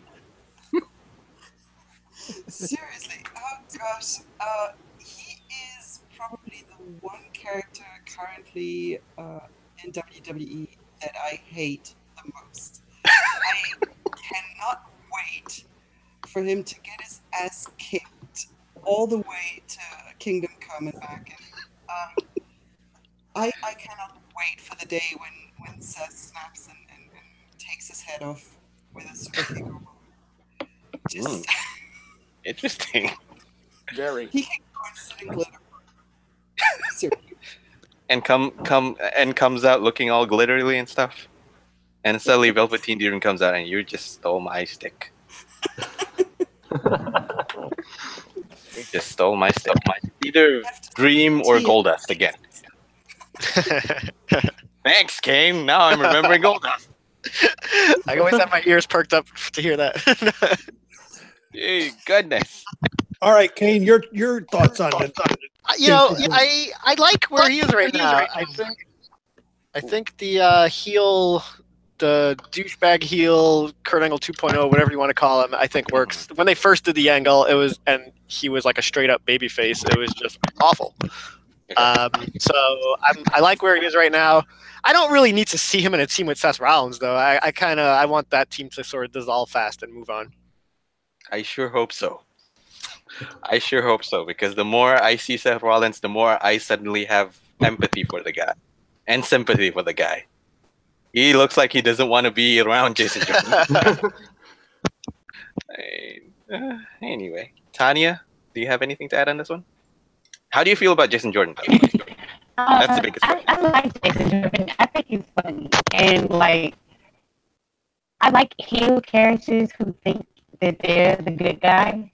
So he kind of pops me in that way. So, yeah, I think they're going to lose the championship to The Bar. And I think the breakup happens with the rematch, maybe, that Jason Jordan pushes himself into. And it leads to them facing each other in Mania, possibly. Oh, Yeah. that's So that was my thought on it. Yeah. that could work. Yeah, Jason Jordan versus Seth Rollins, I guess, for just pride and honor and glory, or intensity, Yeah. integrity, intelligence. Oh God, please no. Imagine this. I'd rather have this. Believe it or not, I would rather have this. The What? shovel versus Jason Jordan. But The if shovel. Jason Jordan pulls this off, I think he's gonna be like, if they're gonna push him hard as a heel, as this character, if he pulls this off, if he keeps it going, yeah, that's what I think. Oh, Interesting. yeah, that is. I mean, that's interesting though. But hear me out here. Imagine Jason Jordan coming out to metal and then just going intensity, integrity, intelligence. It's gonna be a fun stick. It's just that it's gonna be grating. Very, very, very. Oh man, I want him to do that so bad now. Enter the Royal Rumble match with Kurt Angle, Steve. Son of Angle. The son of Angle. Oh man. Jason Jordan. Now why am I imagining him getting the Eva Marie entrance thing now? Oh, the Eva Marie announcer. Oh my god. The Eva Marie announcer. The man with intensity, integrity, intelligence, Jason Jordan, also known as the son of Angle. Yeah. And I can sense the discontent coming from a mile away. Everybody on this panel knows my disdain for one particular person on Raw. Mhm. And he's the current IC champion. Say how you really feel about this, Taker. Jordan's getting into that class. Just the sound of his voice is starting to grate on my last nerve. I hate to say that he's doing his job well, but he's doing his job well. I know he is. Oh man. Do you need a puke bucket now? No, I'm fine. Matt, do you have anything to add with Rollins, Jordan versus the bar? Yeah, okay. So I'm glad that we brought up the Angle 2000 thing for Jason Jordan, because that's exactly what's going on. And honestly, I loved it. He's almost like, it feels like since having Kurt as his dad, or as a part of the character too, it feels like he's added another dimension of a whiny child to that, which just makes it even better. In fact, my brother and I, we just got bored one day and fantasy booked him in a tag team with TJ Perkins as two internet raging YouTube streamers. And I won't tell you the tag team name we gave them because it's very, very vulgar, but it's what you'd expect a 14-year-old to name himself on Xbox Live, basically. Oh God. Yeah. So I'm having fun with this character a lot. It just reminds me of Bo Dallas from his time in NXT, and that was amazing. I loved NXT though. Well, Bo Dallas was a whiny ass when he first came to the main roster. You have to believe. Oh, that was another one. Tell us how you really feel on Bo Dallas then. And we have another half hour to hear Taker saying, I'm going to put him in the same pile as and That's another one. Okay. And we're about to go off the rails. I'm feeling it, but so what? It's our show. Yeah. We do that all the time. We're close to breaking. I'll go with the bar going over, and Okay. And the result of Jason Jordan, son of Angle, the one who inherited the intensity, intelligence, and integrity. Shut up. I just love it when I poke the bear. Why do you insist upon that, though? Why? I don't know. Do you have a death wish or something? Probably. Anyway, before I die, Stacey, what do you have? Stacey, you there? Face boss. Or okay. I think she dropped. Yeah. But check up on that while I ask probably the final person Who's that? Well, me, of course. Go ahead then. I mean, okay. I'm having fun with the Jason Jordan character. And not because any character that grates TakersMinion's nerves is instantly a good thing in my books. It's just that his range as a character is slowly getting better and better. Sure, he's slow to pick it up, but slowly he's getting cockier. He's getting more confident in what he's doing. And Seth Rollins bouncing off from that, looking like he's the lost dad who's not really entertained or amused by his small little brother or little son's actions and whatnot. It's just interesting to watch. And to be honest, I sure hope that these two retain, but I'd have to agree on all fronts. I hope that Cesaro and Sheamus wins this, just to see how Rollins and Jordan reacts, or most probably how Jason Jordan will react on that. And if he implodes and goes all in on Seth Rollins, then all the better. That creates more layers for the story, which to me, I think personally is quite interesting on both Jason Jordan's end and also for Raw's end as well, because surprisingly, Raw has been consistently good in storytelling these past few weeks. If you want to compare both Raw and SmackDown, for that matter, yeah. That's an oddity. Mm-hmm. Just okay. Are you back?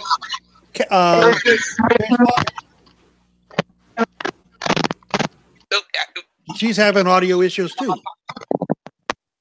We're having a lot of technical difficulties this week, but anyway. We are. Hello. Hello, Facewaps. Hello? There you are. Hey, yes, sorry, I was trying to figure out what was happening there. Mm-hmm. That's all right. Okay. That's all right. Okay. Since you're here, you're the final person. Seth Rollins, Jason Jordan versus Cesaro and Sheamus. Who do you think will win?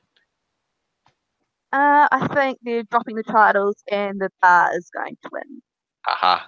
Would there be any I like shenanigans Jason involved? Jordan's shenanigans. I think Jason's going to muck this up and pretend like it's Seth's fault and go to Kurt like on Raw and say, kind of was Seth's fault, like we could have another match. And then Seth comes in like, what was that about?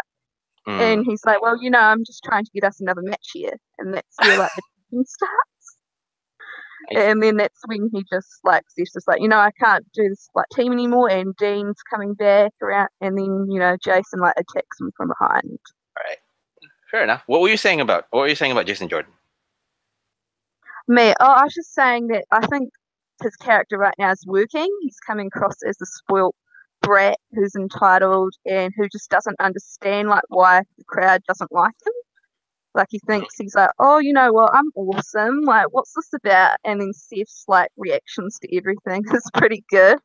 And so is Roman. Like, come on, Seth. Like, what are you doing with this guy? Fair enough. And I think when Dean returns, like, I can't wait for that. That's going to be really good. Yeah, because I think this was more like a course correction for when Dean got himself injured. Absolutely. Well, Dean had been competing with that arm being messed up for a while. Yeah, so this is the course correction for just him being out injured and trying to repair himself. Yeah, giving him time to repair himself, basically. Yep. Goodness. Anyway, with that being done, I'm pretty sure that we haven't really mentioned Goldust in this matter. No, okay, good. No Good. Goldust references, thank God. No Goldust references. Okay, now we're gonna move on to the two big big pound of gorilla dung. Before we get there, let's ask the panel this. Sure. We have two Royal Rumble matches. One women, one men's. Which one goes on first? Which one goes on last? Stacey. Okay. I think the women go on last and the men go first. Matt. I think it should be the way that Stacey said it because it's the women should go on last here since it's the first one, but I think they flip it and do the women first and the men last. Oh, okay. Lepsy. I have to agree with Matt. I think the men will go on last. So the women go first, men last. Women go first, men go last. Yeah. Okay. Tonya.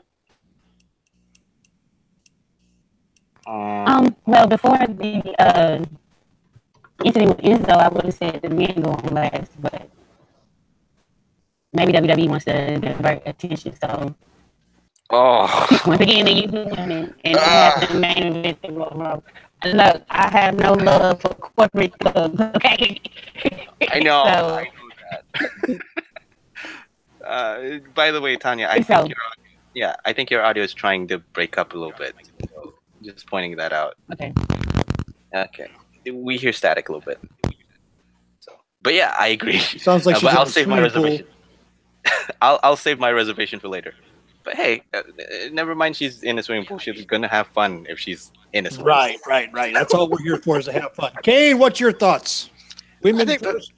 I think the men will go on the main event. I mean, if Ronda Rousey is involved in the match, then I do. I mean, if you see the women's match in the main event slot, then I think there's a pretty good chance Ronda Rousey's in the building. But I think the men will probably finish it. I see it the same way. Women first, men last, just because that's the way WWE is. At least they're not putting that Rumble on the pre-show, for Christ's sake. At least, which is good. And like I said, I'd reserve my thoughts up until now. If I hear anything or anyone else going to go that this is going to be a history, I'm going to drink myself to death. Every single time they say history. This is a history making thing. Oh God, it is. Which is true, but like Tonya said, the corporate side of things, it's. Well, Stephanie's going to be on commentary. No, only she mentioned history, and magically will be in the match. Magically, yes. Right? Coming into the match. Do a Jerry Lawler, 5 second out, and then just sit down. Oh, if she goes in, she's going in for more than 5 seconds. She's gonna win. Yeah. Goes out, and then she sits down as if it's nothing. Right. This is a travesty. Anyways, walking off of that one, continue on the commentary and all that. I mean, congratulations to yes. I can't deny that the whole first ever women's Royal Rumble match is going to be held this year in this year's Royal Rumble in Philadelphia. It's a history making. To be sure. You said it. Where's my shot glass? But I don't know. But on a nostalgic point, I congratulate them for this is a very, very, I hate to use the word again. This is a very groundbreaking moment in women's wrestling. And if this goes just as planned, just as good enough, or even well for that matter, would surely see another iteration or 2 times of iterations for that matter. It's just that suddenly with all the WWE shills and corporate marketing for that matter, it's a history making moment. Like I said, if I hear that 30 times, I'd probably die drinking too much. Anyway, let's move on to the 2 biggest gorilla dung in the room. One of them I'm going to touch is the handicap match for the WWE Championship. AJ Styles facing off against the partner of Kevin Owens and Sami Zayn. Or, well, people are saying Cammy or Cain. I don't know. Cammy. Most of the time it's Cammy, not Cain. So, anyway, we'll start with Cain. Yeah, and we'll start with Cain. It's disappointing that AJ Styles is in a handicap match. I mean, I'd like to see him in the epic one-on-one like he had last year with John Cena. So I think Styles is gonna win. I don't think they're gonna do the co-champion thing. Not with the top title anyway. I know they did it with like Jericho in China a long time ago, but with the Intercontinental. But I don't think they're gonna do it with the top title. And not at all. I don't really know where the hell they're going with this title for WrestleMania. So I don't know. I mean, I wouldn't be surprised if Owens and Zayn win, because it seems like Shane and AJ and Bryan and all these guys could still be mixing it up with each other, maybe going over the next couple of months. I really don't know, but I don't think the title's changing here. And I don't think the match is going to be all that good, and the story kind of sucks. So, all in all, it's kind of disappointing. I think you said the best for everyone involved. The story kind of sucks. Yeah. I mean, going through the past probably the past 3-4 months, this story has been shitty as of late. And with the addition of people coming into the feud that originated from Kevin Owens headbutting Vince McMahon, and then suddenly Kevin Owens will have to face Shane McMahon, and then suddenly Sami Zayn comes into the picture, Daniel Bryan comes in the picture, and then suddenly AJ Styles comes in the picture. It's shit after shit after shit after shit after shit getting piled up. That mucks up the storyline, which I hate. So yeah. But I'll reserve that until later. Lepsy, do you have anything to say on this? How do you feel on the story? Is it worth it? Do you know? It's not worth it. No, it's worth it. Wow. It's Damn. one gigantic heap of dung, to put it nicely. And I don't know what they're doing with 3 really great workers, even though Kevin Owens has been phoning it in for so long, but still. I agree. I agree. 3 great athletes, 3 great wrestlers, and they each one of them could put on an amazing match with almost anyone else, but this storyline is just so ridiculous, and I'm sick and tired of it. I don't want that anymore. Yeah, just get it off my screen. Okay. So do you think AJ Styles retains, or somehow Sami Zayn and Kevin Owens winning? I think Goldust will win. No. Wait a minute. We're not saying Goldust. Why is everyone saying Goldust? No. Cain? Sorry. I'm sorry.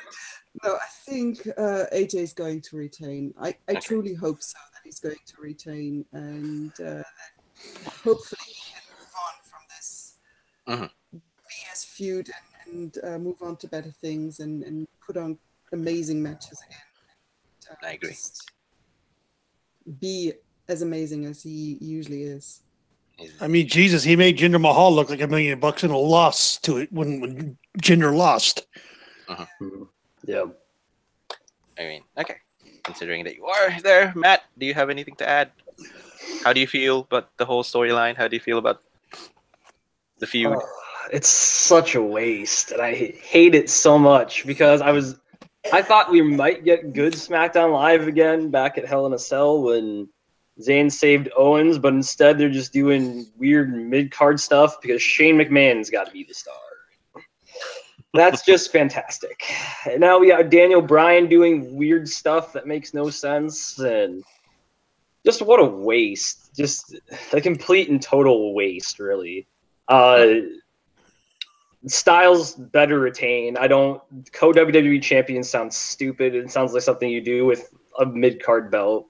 And Taker will woohoo on you on that one. Yep. Huh. No free birding the main titles. No. They did that with the women's title during the Ruthless Aggression era before they phased it out. I believe it was Lay Cool, if I'm not mistaken. Yeah, they were the last one to do that. And they literally cut the belt in half. Yeah, just that was no. No, please, no. Okay, fair enough. Okay, Yeah. so AJ retaining on this one. Okay. And I've got AJ retaining. I'll just say it right now. No co-champions. No co-champions on my watch. That's right. Okay, fair enough. Stacey? This is just disappointing because how do you mess things up when you've got AJ Styles as your champion? Like, that doesn't make sense. And it has become more about Daniel Bryan and Shane fighting for control, which is just disappointing because you've got Kevin Owens and Sami Zayn who are also really great in the ring.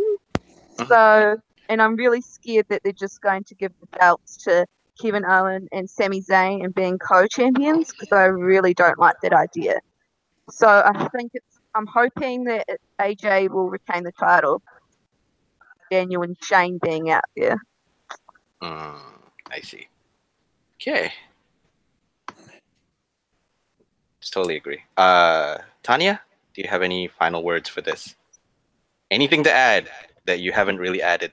Not really. Like, everybody pretty much nailed it. I don't like it. I hope AJ wins. Mhm. It sucks. It sucks. To put it lightly, yeah, it sucks. It does. Not gonna lie, and I agree with her. And I mean, I've said this once and I've said it again. I am really dreading the storyline because the focus isn't really on the wrestlers itself, but more to the middle management bullshit that's happening.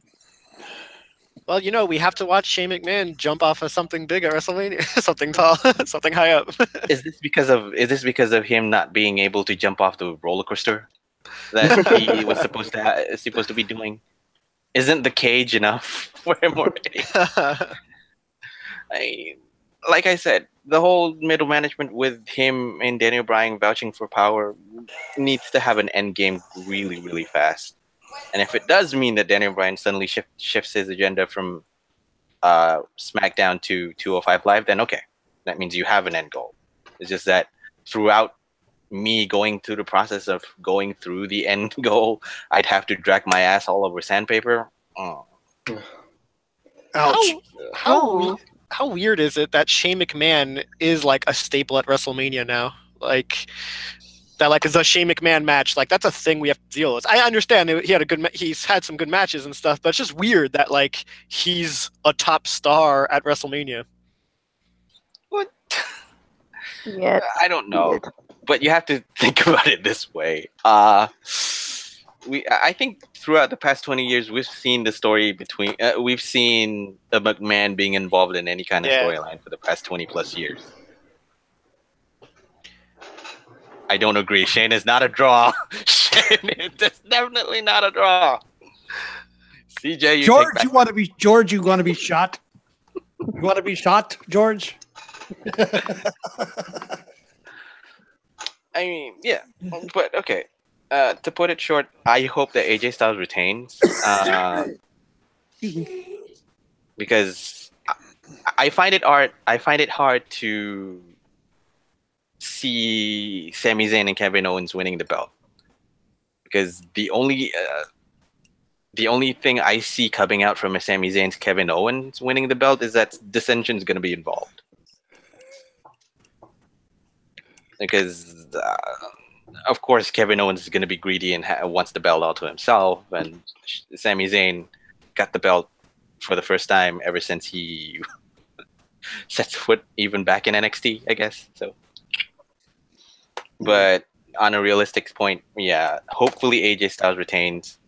And if AJ Styles loses the title, it could set an interesting precedent for Fastlane, which, yeah, it could set an interesting procedures for Fastlane, which Elimination Chamber is Raw this year, right? Yep. Yeah. Okay. Fastlane is SmackDown. Okay. I wasn't sure. Mm-hmm. So if AJ Styles loses the title, that means it's going to set off an interesting story point for Fastlane for the WWE Championship. Other than that, if they go the predictable route of AJ Styles retaining, we're going to see the same old middle management bullshit again and again and again and again, until this quickly resolves to either seeing Daniel Bryan going to 205 Live, as per rumors saying that he's going to be one being called up to do that, or just waste him until his contract's expired. I mean, what do you guys think about him? What do you guys think of the rumor about WWE trying to ruin Daniel Bryan before he leaves? If that's even possible. I don't think that's possible. Uh-huh. I think him leaving WWE will just heat him up to a huge point, and any rumors that say that they're gonna get ruined will just add to that fire and be like, oh yeah, this is the guy we got over, and that WWE didn't like that at all, and even when he was done, they kept trying to ruin him. So now he's here wrestling Kenny Omega at All In September or whatever. And yeah, I don't know. I don't think that's true. Oh, that sets up an interesting question. Are you guys all in or not all in?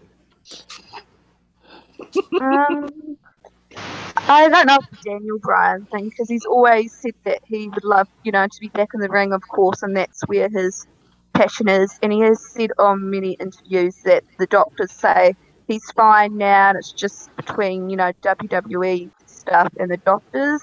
But at the same time, I think WWE value him as well because he works really great on SmackDown or on commentary and stuff. So I don't know. It's a really tough one. Interesting. Anyone else thinking about the whole Well, I thing? just saw something interesting in chat. What? Friend of the show, Curtin Jerker, says is hyped for Bryan Danielson, aka Daniel Bryan, in the 2019 G1. Oh, he went man. the G1. Yeah, he went the G1 series. Interesting. I will become a New Japan fanboy if that happens, and I am not that. Good time to be an NJPW fan then. Great time to be a NJPW fan then if that happens. But yeah, I don't know. Probably the whole match between the handicap match. I'm not really looking forward into it unless it pays off big or unless it pays off immediately and ends the whole shenanigan feud of middle management bullshit. That's got to come to an end. That needs to die a horrible death. Get the flamethrower and the RPG. Sure. I mean, it's just frustrating to see three talented people, probably four, if you want to count Daniel Bryan Danielson, in the mix, doing the whole authority angle again, and somehow Raw and SmackDown flip their scripts altogether in week unknown, and suddenly this comes up, and suddenly SmackDown becomes Raw, and Raw suddenly becomes SmackDown worthy of a show, which is surprising to say the least. Well, it's already happening. Yeah, but okay. Crossing to the other 600-pound gorilla in the room, like Taker would love to say. Brock Lesnar versus Braun Strowman versus Cain, a triple threat match for the WWE Universal Championship. Let's start with Tonya. What are your thoughts on this? Tell us how you really feel.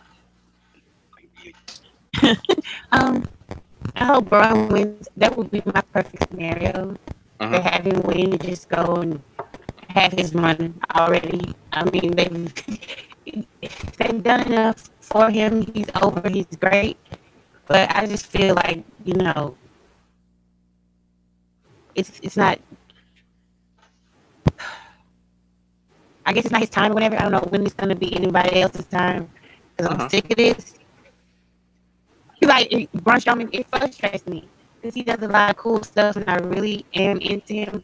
But it's hard watching him knowing that, to me, it seems like they're doing this for nothing. It doesn't make any sense. Because we all know what's going to happen. Yeah. But I want him to win the triple threat. I hope they surprise him. I hope he becomes Universal Champion and goes and just wrecks everybody for like 6 months at least. He's the hottest guy right now, and that's who really should be the Universal Champion. Yes.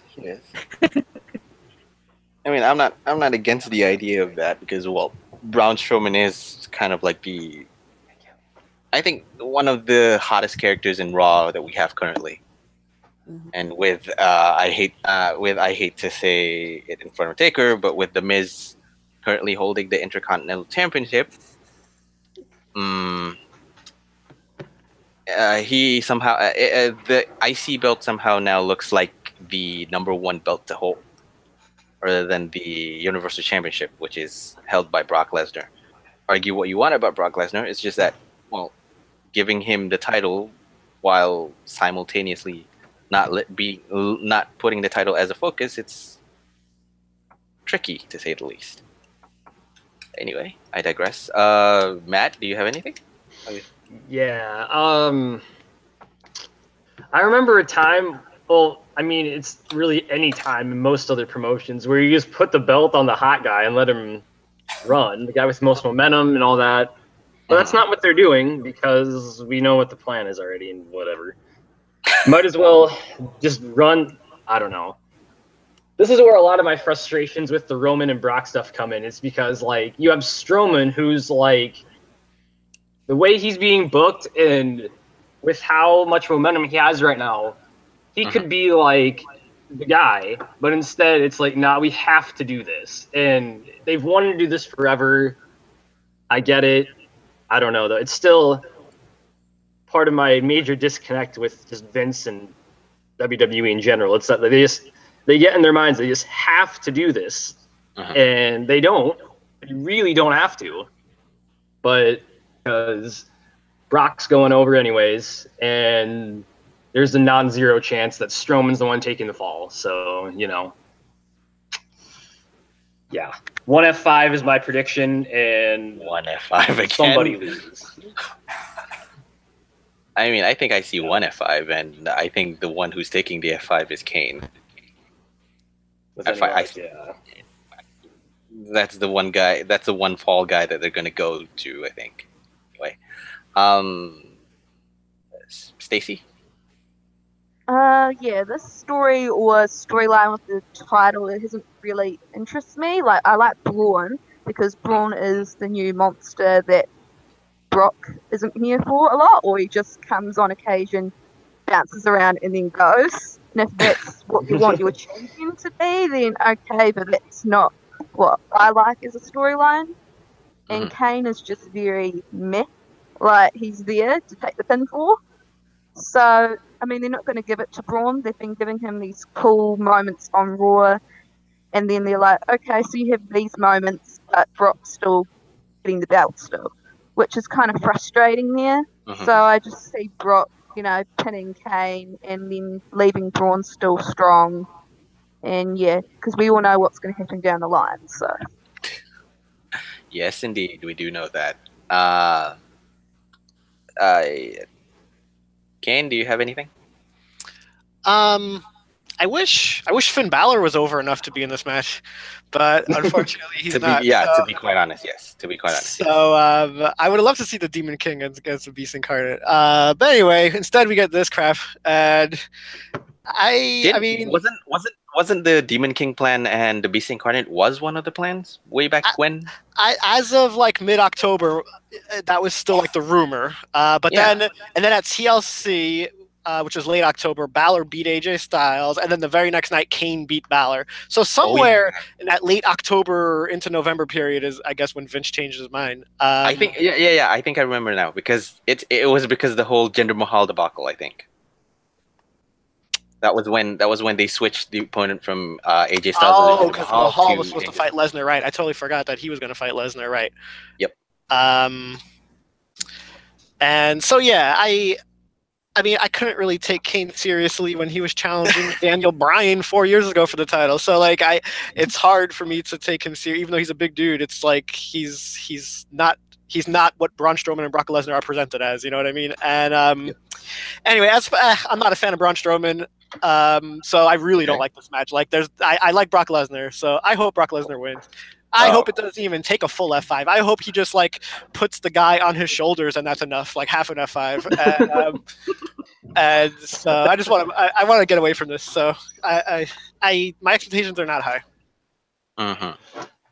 Okay, fair enough. Lepsy, do you have anything to add or? Yeah, I think, well, as I agree with everyone else, really, I think Brock is going to pin Cain. What I would love would be, though, for Braun to totally decimate pretty much everything. Decimate his opponents, decimate the German announce table. Again? Again? Of course, every time. Every time. It has survived for way too long. Now it can die every time. And now it can die Okay. Yeah, I think that would be great to just see Braun go on another rampage, because that is one of the most amusing things for me. I see. To watch these big dudes, almost like Lars in NXT, and Braun is for me the equivalent in Raw. I just love watching him just decimate everything and go on a Rampage. So that would be great, but unfortunately we won't have that. I still hope they will make him look strong and the monster that they have presented him as in the past couple of weeks. Mhm. See, okay. Here's a good question. Here's a good question from the chat. Do you all think that the WWE would do a swerve, has Brown win tomorrow, and setting up Roman versus Brown at Mania? Nah, I don't. No. No. Honestly, I thought it would be great. Okay. No. Well, Yeah, the I'm back. possibility. I'm back from the nether regions, folks. My computer decided to act up and lock up on me really bad. Okay, welcome back. I mean, do you think it does present itself as a possibility, right? I mean, WWE suddenly swerving us all and then letting Braun win the title. I think it's has a non-zero chance of happening, but unlikely. Taker, do you have any thoughts on this one? What's The Braun? question. The Braun? No, I missed part of it. So what's The question is, would WWE swerve us by letting Braun win the title?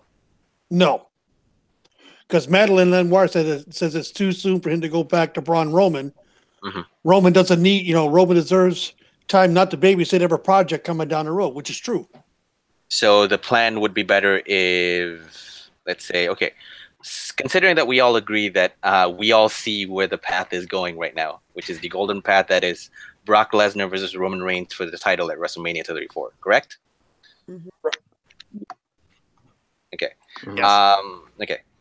So the pathway is that, okay, with Brock Lesnar building up all this kind of build up that Brock Lesnar has, and Roman Reigns takes it out down and then keeps the title for about several months up until Survivor Series. Would that be a more feasible option? Would that be a more feasible storyline to go to? Which could also involve Brown versus Roman again. And now the tastier tidbit is that, yeah, they're going to fight for the title. Well, Brock is done with his contract after Mania. Yeah. So One of the reasons why I hope Braun Strowman does not win this match is because if Braun Strowman wins the title, I think it increases the chances that Triple H wins the Royal Rumble again, and that they do Triple H and Braun Strowman at WrestleMania for the title. No! Because we've seen Braun and Roman, a lot of times. I don't think they're going to run it again at WrestleMania. So, I think champion Braun would have a different opponent, and I do not want to see Triple H in any way at all at WrestleMania. So, that's another reason why I don't mind them sticking with Lesnar and Reigns. Oh man, yeah. If Lesnar, Reigns, and Strowman, Triple H is the options, I know what I'm thinking. Wow. Yeah. That is the classic case of out of the frying pan and into the fire. Which one do you prefer most? I mean, I guess Triple H is going to fight someone, right? So I shouldn't, even if it's not Braun, it's going to be someone. So I'm going to have to deal with a Triple H match regardless at WrestleMania. But I wish that wasn't the case. yeah, we're gonna have the customary Triple H match and the customary Shane McMahon match. Right? Maybe they should just fight each other. Ooh, that would be interesting. Yes, that's the best idea. Put them in the match together. Right. Yes. Right. And I got a booking idea here too. They climb, Shane McMahon and Triple H fight to the top of whatever building they are, and Shane first pushes Triple H off, and he can just land on concrete or some shit. I don't care. And then Shane jumps on him, and they're both just written off TV. Yeah. Hey, I mean, it's an interesting prospect. Seeing, say, Triple H versus Shane McMahon. Sure, it's something that we don't want to see, but it's interesting to say the least. Imagine if that's how everyone's wondering who's going to fight in place of Daniel Bryan to fight Shane McMahon if that's where they go, and it's Triple H will stand up for Daniel Bryan. Oh no. Oh, that would be ironic in a twist, because Daniel Bryan, who's so vehemently opposed to the Authority, now sides with the Authority. Oh, that would be so weird. They would just completely ignore the Daniel thing, and Triple H comes up to Daniel and it's just I'll There you stick go. up for you. And then Daniel's looking at him and then you just cut away, and that's your WrestleMania there. I hope Triple H was the yes chance. Just Hey, Triple H was a Shield member for a few appearances overseas. Don't remind me. Okay, I'll admit it was That never hilarious. happened. I'm gonna refuse. No, that never happened. Triple H was never. A Shield member, okay. No, No. Okay. No, okay. I think if you want to go down that route, I very much prefer actually, and this comes as no surprise, I think. John Cena coming out. Okay, I'll defend you. To Daniel Bryan. Oh, Yeah, Oh. maybe. that'd be better. That would be better than least Triple they're- H coming out. I'll defend you. Sort of family. That's better than. Oh, They're sort of family. Yeah, they are family. They share. Agreed, Tanya. No, just no. As in the immortal words of Thursday night, let's start a new movement. You know, Sammy or Cammy have the yep movement. Why don't we just start the nope movement? Nope. So it's the NOPE movement. Okay, Right, fine. nope. Fair Yeah, enough. Daniel We just have- like nope and walks away. Hashtag nope 2018. We have Blackabitch 2018. Now we have Nope 2018. Sure. we need someone's gimmick to be that. Just like they walk in and see like Stephanie McMahon in the GM's office, just like nope, not Nope. talking to her. And just Not talking to her. Go. Yeah, Braun that would be an Strowman's team interesting- hits nope, jumps the barricade and runs. That would be an interesting character, though. That would be an interesting character in WWE. Seeing someone he doesn't want to fight, nope, runs away. Yeah, Doesn't their really care number what in Royal Rumble is number 1. Nope, just gets in the back to number 50. I don't want to be number 1. Call someone else. Sure. The no man. Although I think, technically speaking, Daniel Bryan did do the whole no thing, but I think that would be Yeah. better. Just someone who practically just goes, nope. Whenever something doesn't go his way, nope. Just nope. Sure. It will be fun. It will be fun. Yes, it'd be fantastic. But yeah, speaking of Triple H, someone brought us up. I wonder if we see him in the Men's Royal Rumble tomorrow. Gross. Hmm. And yes, Yeah, he's going to be in the Royal Rumble. aha, Definitely. It's Triple H. Triple H is not going to be like, you know what, I'm just going to sit out here and I'm not going to be anywhere near the ring. He's going to be in there. okay, okay. Well, and So we're talking about the men's Royal Rumble now. yep, we're segueing Okay. right, Okay. nicely to there. All right, let's do. I'm stealing from Thursday night. I'm stealing like crazy. Okay. Let's do everybody's number 1 and number 2, Mhm. and their number 30. Okay. Let's start Considering- with Cain. Well, Number 1 and number 2. Let's see. How about? Well, number 30. I'll go with Dolph Ziggler's surprise return at number 30. Yay. That'll go over real well. Because I'm gonna guess he's not on the pre-show. This is in that scenario where he's not Okay, fighting okay. Bobby Roode. Obviously, Okay. if he's fighting Bobby Roode, then that didn't happen. right. Right. How Okay. about Jason Jordan, number 1? When No, he did double duty with Right, double now- duty. I don't know. This is a tough one. I wasn't prepared for this one. I got to think about this. I don't want to say Goldust. Just Why say not? Goldust. Just say Just- Goldust. We know you want to say. Right. I do want to say Goldust. How about who is in this Rumble? They still have like 12 names to announce, right? To cut you off for a second, they did announce 4 more. Oh, a really? couple days ago. Breezango and the Ascension have both joined. Oh, okay. I didn't know they were in it. Oh, they'll get eliminated fast by Baron Corbin or someone big. Yeah. Braun. Right.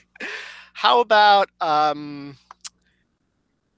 Baron Corbin and I don't know. Bobby Roode. Yeah, 1 and 2. There you go. Sorry, I got none on that one. Okay. But I don't think you're going to see the big names super early on. You'll see like 1 or 2 of them maybe. But I think like, the favorites to win, I think you're going to see in the latter half of the match, your Shinsuke's and Cena's and Reigns and those guys. So Tanya. Well, I'm gonna stick with Vince is gonna do a troll job. And number 1 and number 2, and it's gonna be Randy Orton and John Cena to start the match. And I changed my number 30 to Ron. I think they might let him full double duty and come back out after he doesn't win the universe. Oh, that actually jogged up my memory. Yeah, if Braun actually doesn't win the triple threat and actually got out from it with shenanigans, he might come in as a surprise entrant number 30 and just wrecks the whole place. Yeah. That sounds like a fun time to watch. Yeah. Yeah. Mm-hmm. It's interesting. Congrats, Tanya. That was good. That number 30 pick was good. Yeah. MDS. Okay. I'm gonna stick with what I said at Thursdays, but somehow what Tanya said really got my mind jogging on the whole thing. Yeah, who knows? Probably Braun Strowman doing double duty at that night and coming out in 30. Okay, well, because who's he your lost. 1 and 2? Who was my number 1 and number 2? Now I forgot.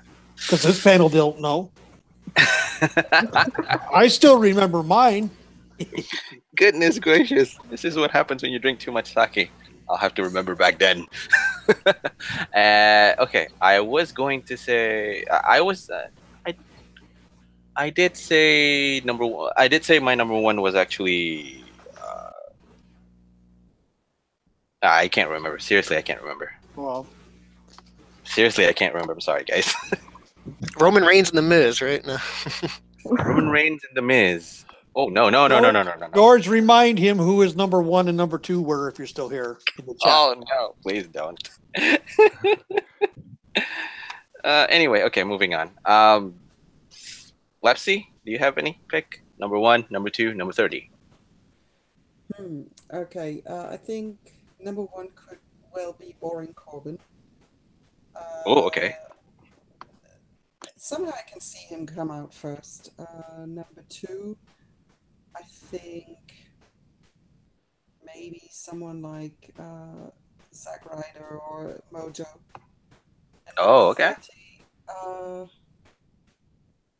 Braun does sound appealing, but somehow I can see Roman coming out last this time.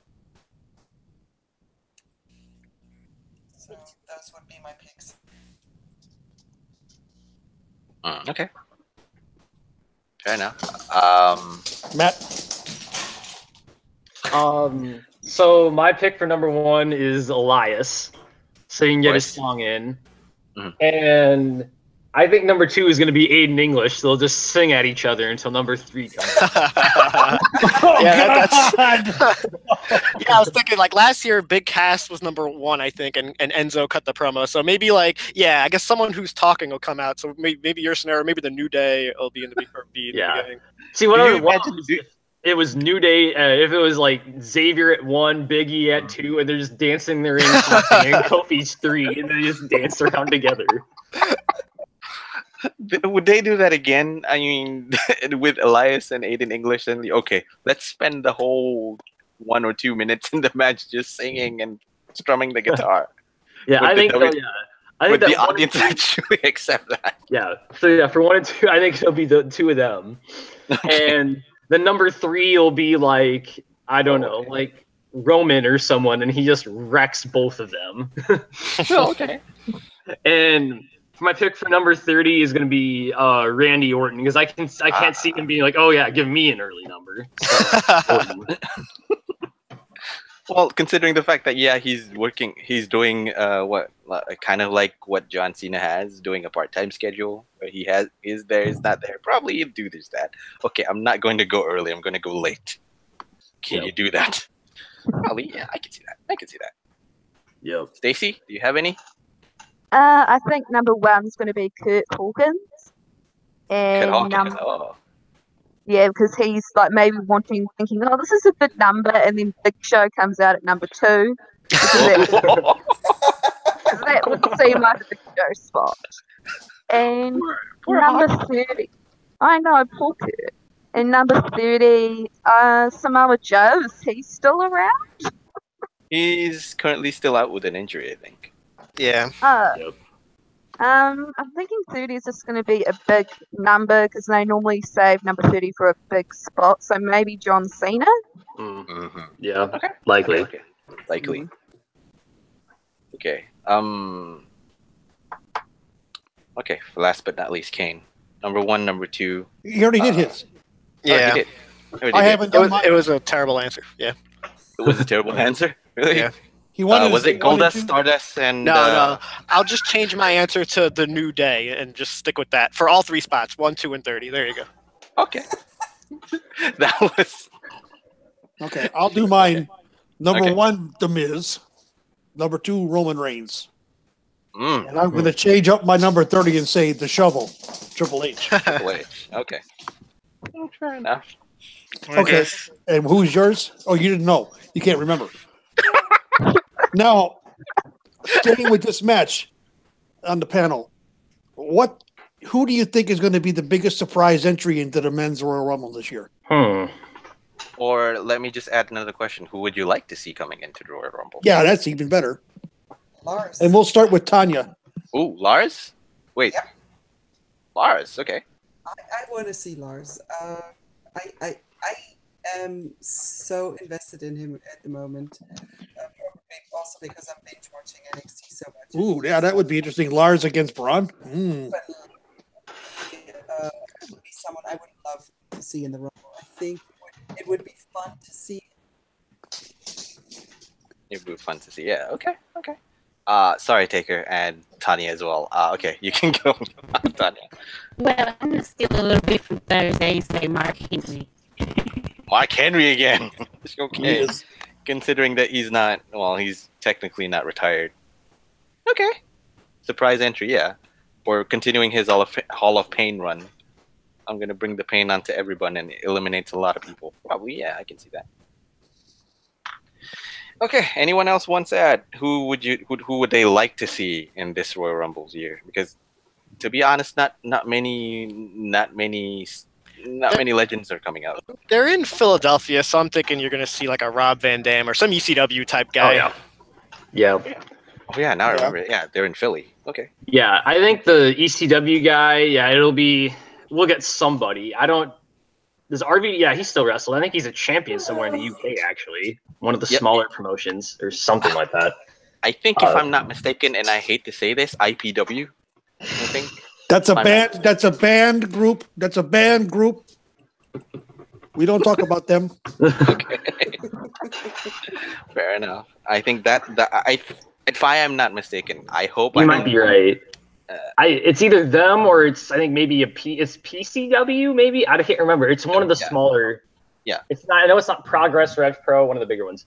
Rev Pro. That's a group. Yeah. Yeah. On that note, yeah, I sure hope I'd see Tommy Dreamer coming out. Yeah. Where was he? I think he just ran a show nearby. It had House of Hardcore last night. Yeah, he did run House of Hardcore last night, or was it on Thursday? I think Thursday my time. Might have been Thursday. So, anyways, my picks for surprise entrance. I'd like to see either Pete Dunne or Aleister Black get in.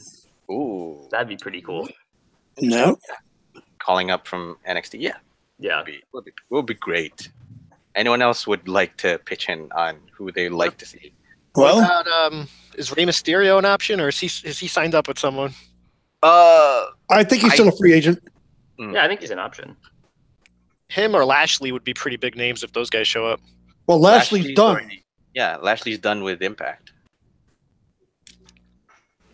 Would be interesting to see Bobby Lashley coming out, yeah, but it would be interesting to see MVP come out for that matter because he's also done with Impact.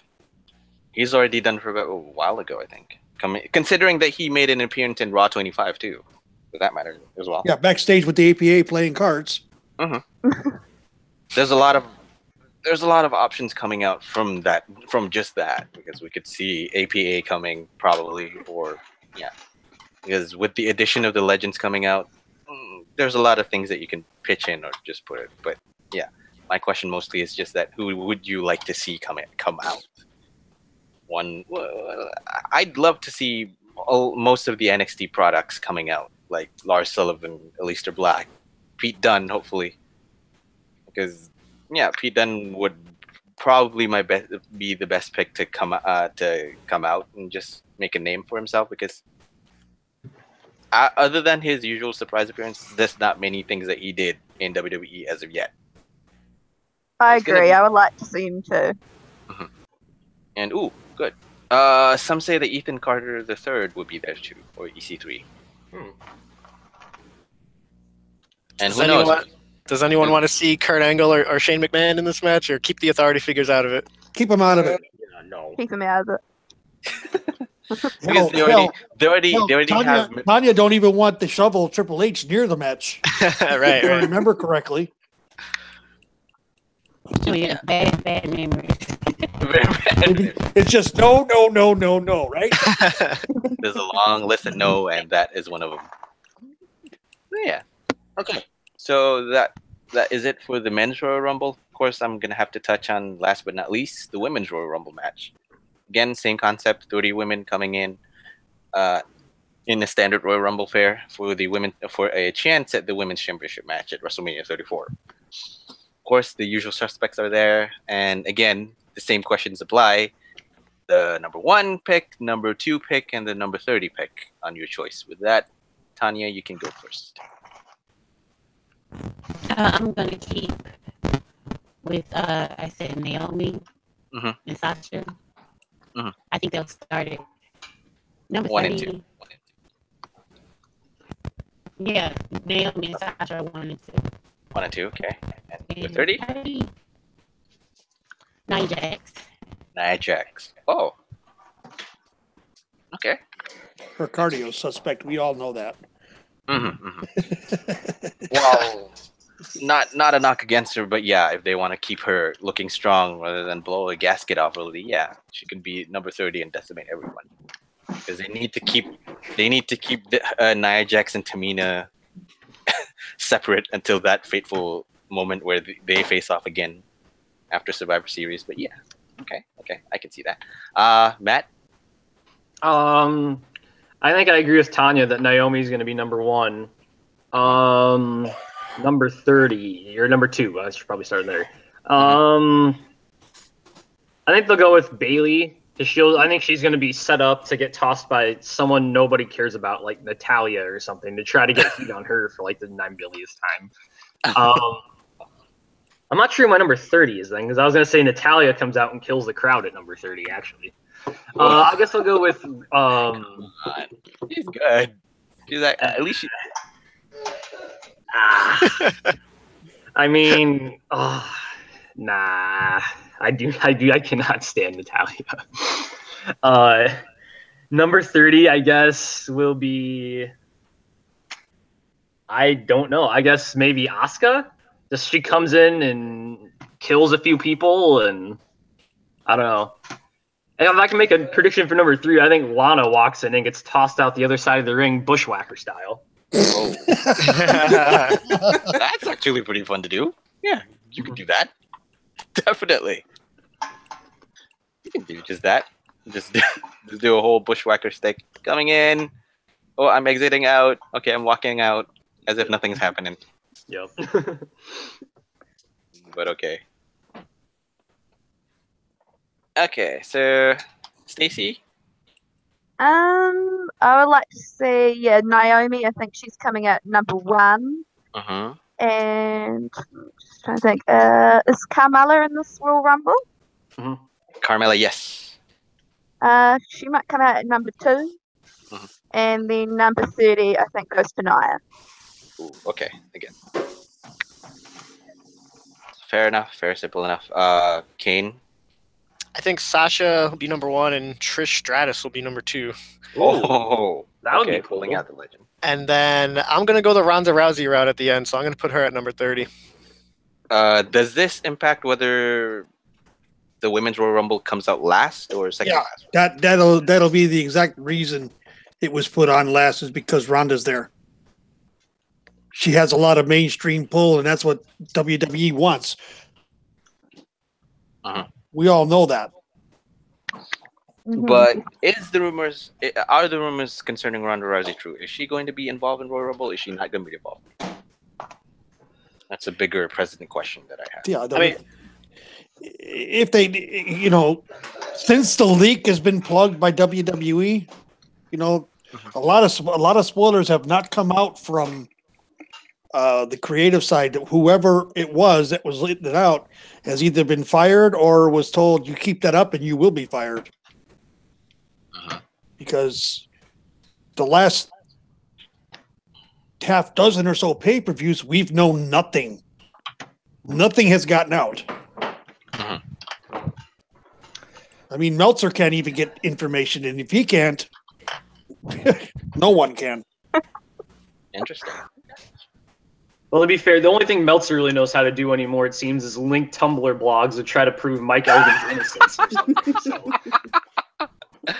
Yes, I know. I'm waiting for him to do the same thing with bad info. form. Yeah. I don't think Ronda's going to be in this Rumble. Though. What's that, Tonya? What's that? He's not going to do that anymore.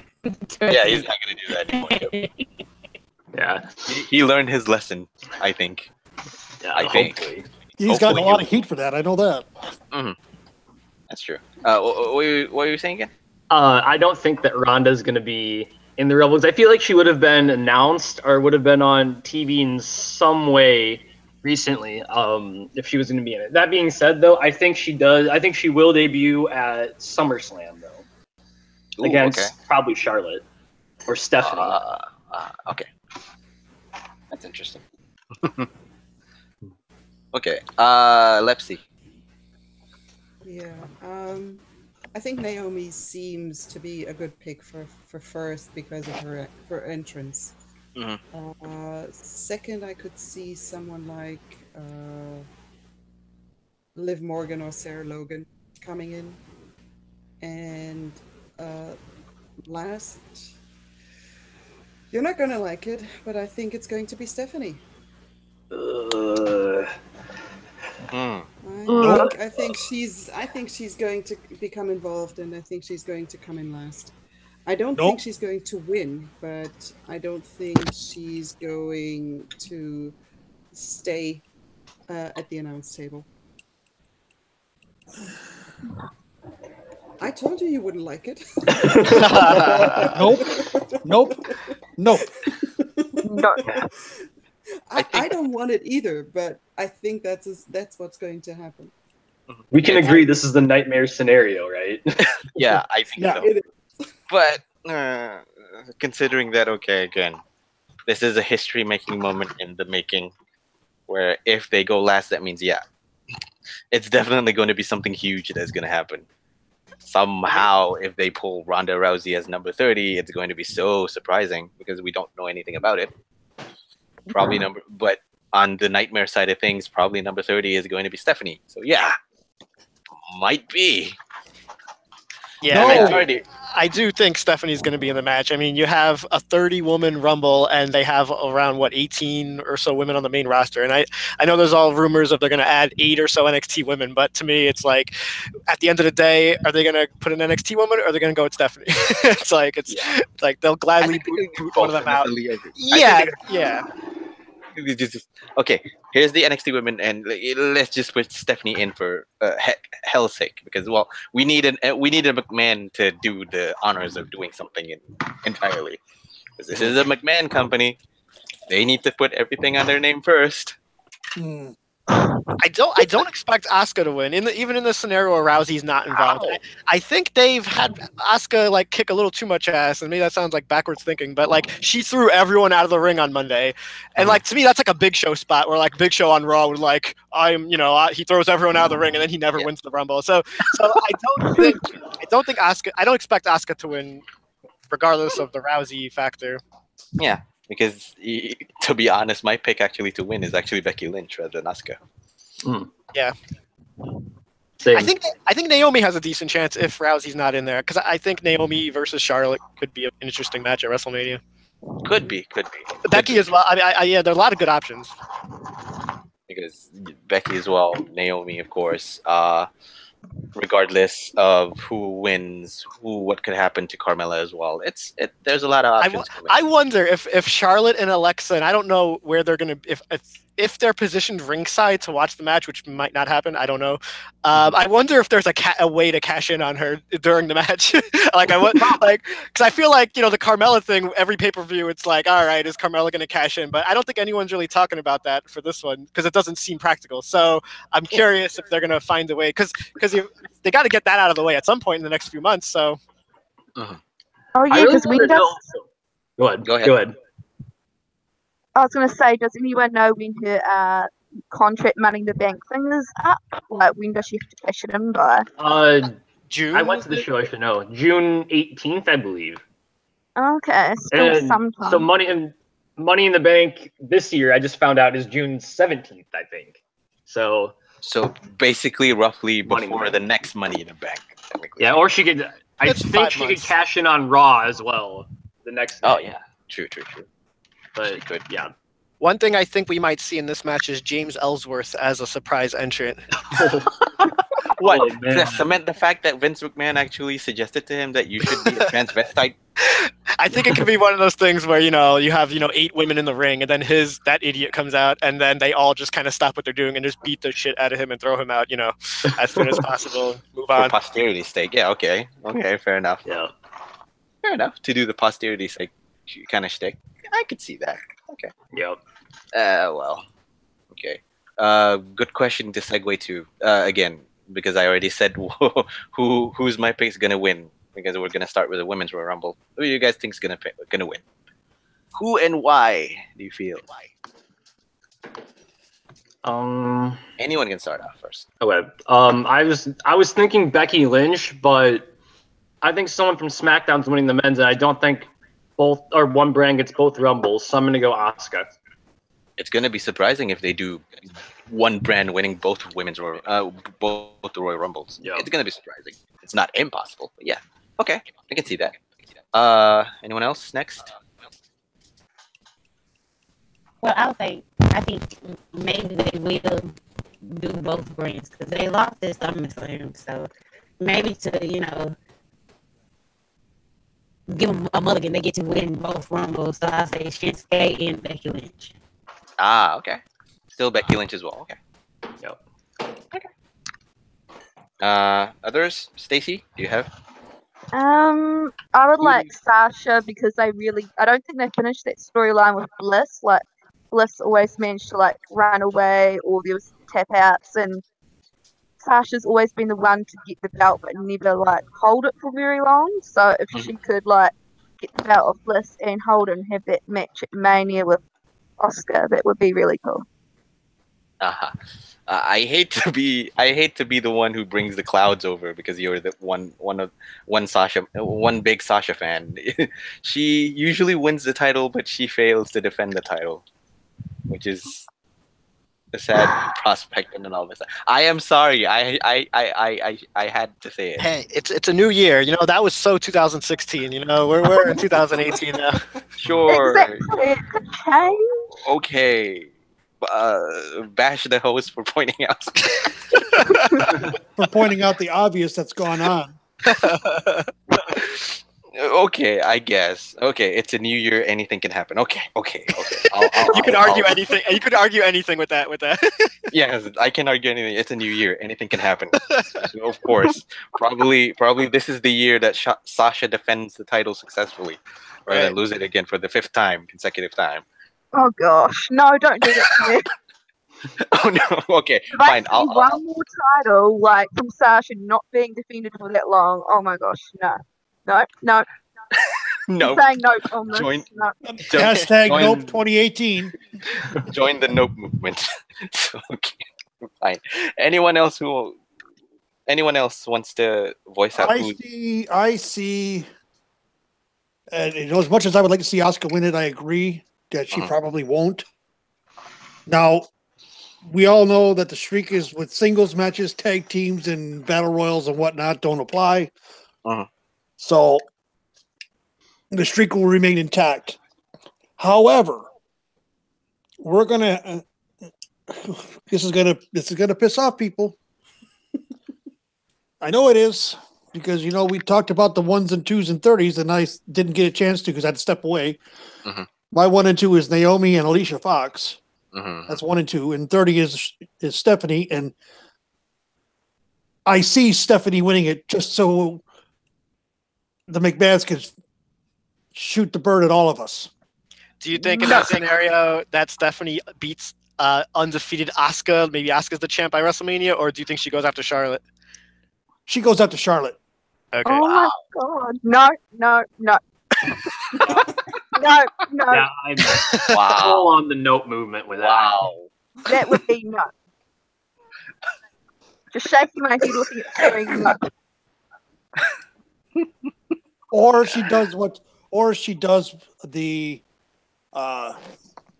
Vince McMahon thing and renounces her rights to any and all privileges of being the winner, and it goes back to Asuka, who was the last person eliminated. That sounds like something they would do, though. It is. It's another way to make it just as bad as the women's Money in the Bank match where James Ellsworth got the case and for then tosses Carmella. it over. Yeah, tosses it. And they had a do-over 2 weeks later. Do you think that they'll do a do-over on this one if that happens? No. The SmackDown Rumble. SmackDown Rumble. No, they won't. So, I don't know. It is possible, but it's a depressing thought to be thinking of. Yeah, it's certainly possible. I hope not. We all can see it happening. Do we like it? Nope. Of course not. Will they do it? I'm sure Tanya's over there going, "Oh my God, is he out of his mind?" The old man is out of his mind. I don't think Stephanie. If Stephanie wins and she's going to go after the championship, I don't think they'll have her renounce it. Or just give it to someone else. I don't think they'll do that. Interesting. So if she doesn't renounce it, then maybe her target is actually Charlotte. So Just horrible. No. See, and it goes all the way back to when Ric Flair was the consortium. Ah, yes. Remember that whole storyline. Mm-hmm. For those of you who are old enough to remember. That legendary co-ownership when Ric Flair has part ownership of. Yeah, 50% ownership, just like Vince. Mm-hmm. Back in 1999, when Vince won the Rumble and he relinquished his spot and all that, yes, they were still, pay-per-view buy rates were a thing. So it's like it's hard to, you don't necessarily want to put Vince McMahon in the main event of WrestleMania, but like now it's not a thing. So it's like sure, Stephanie versus whoever, it doesn't matter at WrestleMania. Doesn't matter. Go ahead. Go ahead. Yep. Agreed. Oh God. Okay. Let's quickly move along to Lepsy. Do you have? Did you do your take on who's gonna win? I didn't do it. Not yet, right? Nope. Yeah. I didn't. Yeah. Okay, go ahead. Because I can see one Rumble being won by one brand and the other by the other. And since I said that Roman's going to win the men's Rumble, I can no, that would be both Raw, but. Yeah, I'm actually going for both Raw, and I'm going to say that Asuka's going for Okay, fair enough. That's gonna be interesting because yes, that sets up a precedent for her chasing after Alexa Bliss and the title. Because, like, I have to remind people, Asuka still hasn't really sunk her teeth into the main roster division just yet for the women's. She came in at an inopportune time, so this is a good time for her to pick herself up and go straight to the main event. Yeah, okay. I can see. And I can see a good storyline from it as well, because I can see Alexa sort of running from her until she can't escape her anymore at WrestleMania. So that could make for a nice and very interesting long story, and at the moment it seems that Raw can really do long stories, so it would fit with the current storytelling. Okay. Well, how many times are we getting, between, I have a question, how many times are we going to see Asuka versus Nia between the end of Royal Rumble if Asuka wins and WrestleMania? Far too many times. Yep. Exactly. That's the only reason, that's what worries me. It is worrying, but that's what's going to happen because, yeah, as I said, we can't have nice things. This is WWE. I don't think Vince McMahon can keep the undefeated streak going for super long. I think it's going to end at WrestleMania. It's just a matter of who the opponent is. So you're saying she has the strap before then? I think she's going to beat Alexa Bliss at Elimination Chamber or on Raw or something. I think Asuka's going to go into WrestleMania as the champion. Would be my guess. Whether it's Stephanie McMahon or Ronda Rousey or Sasha Banks or whoever her opponent is, I just can't see, like, Vince had Bo Dallas. I know Bo Dallas is different from Asuka, but like the Bo Dallas streak was ended by R-Truth on just a random episode of Raw. I think Vince, and I don't hear crowds necessarily going apeshit for Asuka right now. I think Vince is going to, I don't know. I'd be surprised if that streak lasts for, a good chunk of this year. Well, the crowd went apeshit when she turned on everybody in the ring Monday night. That's true. Right. That is true. Especially, and there are some people out there that don't like this, especially when she started beating the holy hell out of Bailey. They really went nuts. Oh, she needs resuscitation. Her character is that's one of those things. Anything can happen. Oh, they found a way to kill that character, which a lot of people thought was not possible. So poor Bailey. Yeah. Poor Bailey. Indeed. Anyway, okay. Anyone else who hasn't really said who's gonna win the Women's Royal Rumble? That is, before we segue along to who's gonna win the Men's Royal Rumble. Okay, we got one question for both Royal Rumbles, starting with the women's since we're on it. Okay. Well, we did the men's, so let's just do the women's. What surprise entries do you guys expect? I'll start it off, and I've said it before. I said it Thursday, and I'll say it again. Beth Phoenix. Yeah. For one simple reason. She's only one of 3 women that has competed in the men's Royal Rumble. The other 2 being Karma and China. And China is no longer with us. She's in the other world. She's passed on. And Karma is no longer part of WWE. So Beth Phoenix would be the only one that could make that history. Who disagrees with me on that? I can see that. I'm gonna be drunk. I agree. I think I'd be surprised if Beth Phoenix wasn't in the match. I think she should be in there. She should be. Yeah, she should be in there because she was on the podcast with Edge and Christian talking about the Royal Rumble, and they kind of were trying to say, like, are you going to be there or not? And she was sort of trying to play it off. So I think she could definitely be in the Royal Rumble. Yeah. It's a possibility. It's a possibility. Is anyone expecting Eva Marie? Oh my God! No. No. Number 30, please. Number 30, and then suddenly the my. whole announcement going to go. And now introducing the extravagant, the elegant, the entertaining, all read everything herself, Eva Marie. Marie. Oh God! Please no. The absolute heat vacuum. Oh man. Oh. Sorry, Gino, but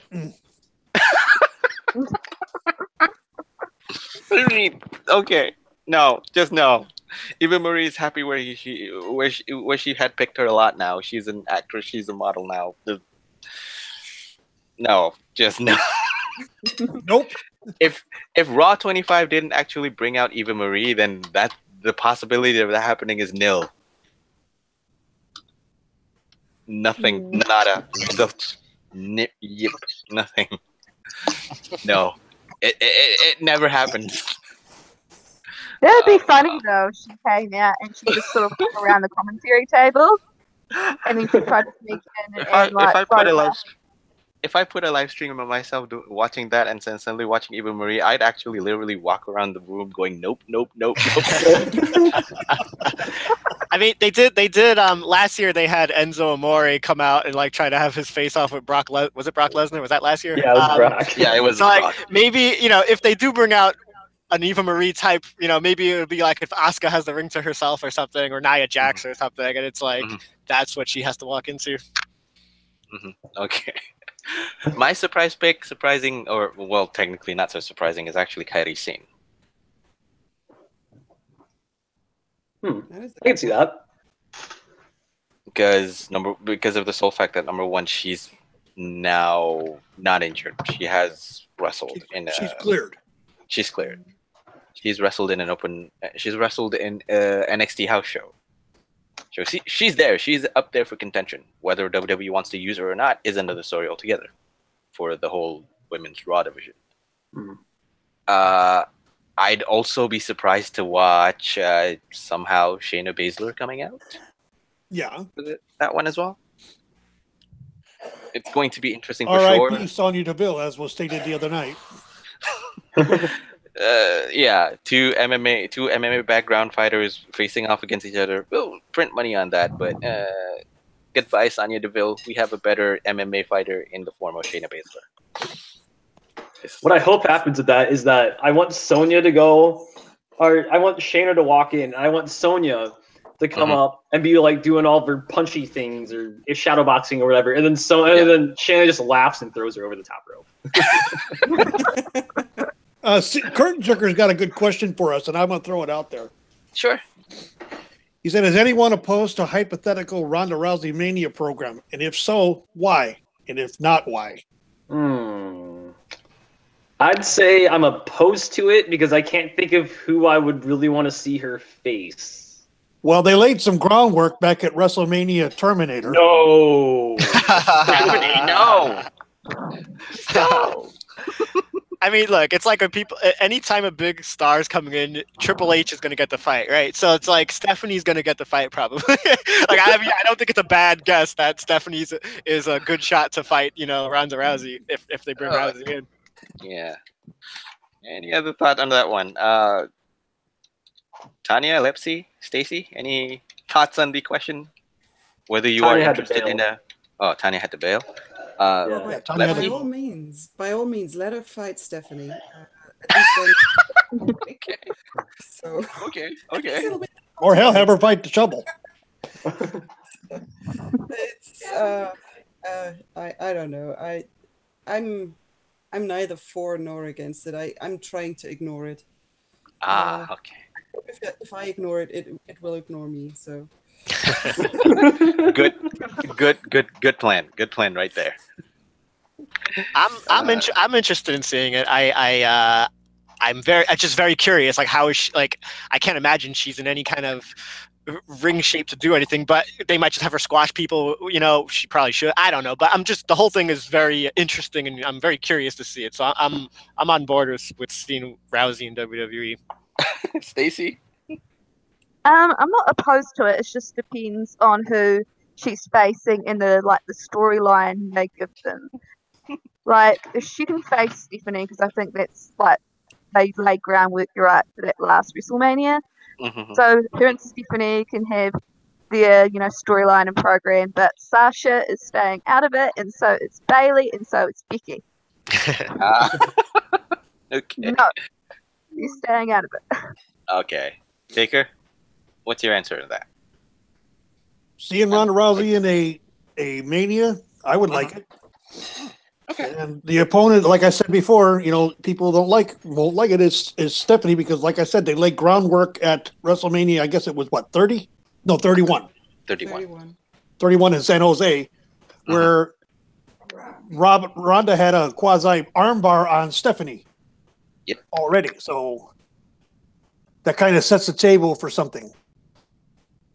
Everybody was expecting it to happen the following year, being a mixed tag match with The Rock and Rousey versus Triple H, the Shovel, and Stephanie. You know what? If that's the story, Triple H will probably be involved in that story then, because he has to rub up with the stars. So maybe Triple H will just be like manager Triple H for WrestleMania. That sounds good to me. I don't need, and he could get tossed around by Ronda Rousey too.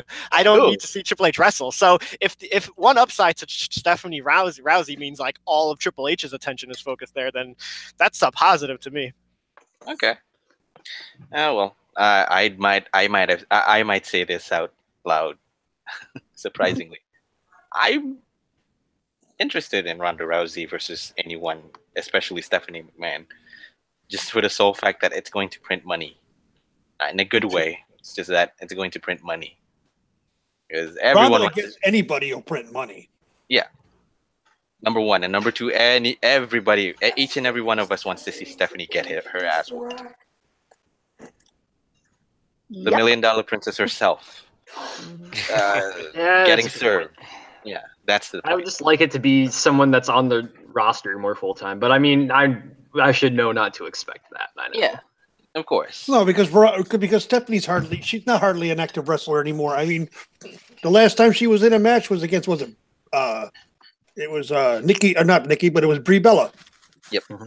The last time she was in an actual match was with Brie Bella, and the last time she was involved in a match was with Triple H against Roman Reigns, where she got her socks practically speared off from her feet. One of the I was looking at women's matches at WrestleManias, and even in the current women's revolution, they still haven't done a one-on-one women's match at WrestleMania, and like you have to go back like 10 years or something, before you find the last one. So like I don't see them doing like Sasha versus Becky. I think there's gonna be that Stephanie or Rousey or like some part-time name. I think is I think Vince wants that attraction name. Mm-hmm. I think so.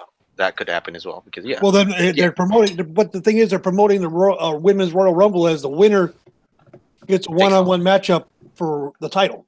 Yeah, right. So there will be at least one singles women's match. Are they saying it's one-on-one? They could always add more to it, right? No, they're saying they get a title shot. Right. The winner gets a title shot. You can add to the match, right? I mean, so maybe even if Becky or someone wins, it'll still be a triple threat or something. I mean, did Randy Orton, Triple H, and John Cena wrestled in a three-way one year at WrestleMania, and I think didn't Cena win the Royal Rumble that year? This is like 2008. Yeah. So it's not impossible. It's probably going to be a one-on-one match, but it's not just ass backwards to do it that way, though. Yeah. Then it cheapens the win at the Royal Rumble. Right. Okay, I have another suggestion for all of you. Taker, you can listen. Instead of Rock and Rousey, someone suggested Ronda Rousey and the monster among men, Braun Strowman. Hell, I got one better than that. What? How about Ronda Rousey and Brock Lesnar? Swallow Brock up. That makes the most sense, yeah. Even though I do like the idea of Braun and Ronda or Bronda. There we go. There's our pairing name is Bronda. Wow. Oh God. I like the idea of it though because I want to see Braun be like, "Oh yeah, can you tip a semi?" And then like Ronda just tips a semi, and he's like, "Wow, I am impressed." But can you throw Kurt Hawkins from the ring to the stage? And then Ronda does it, and then he's like, "Wow." I'm more and then he's like, "Do you want to partner up?" Love connection. I love connection. Braun suddenly finds love.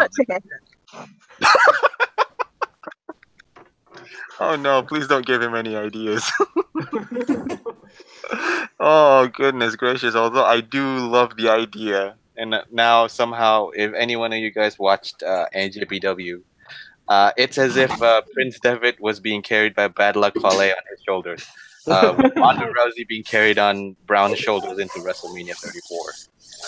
Ooh, that would be interesting. But no, the best, like I said, the best. You got two part-timers there, and Brock Lesnar and Ronda will probably be part-time. Mm-hmm.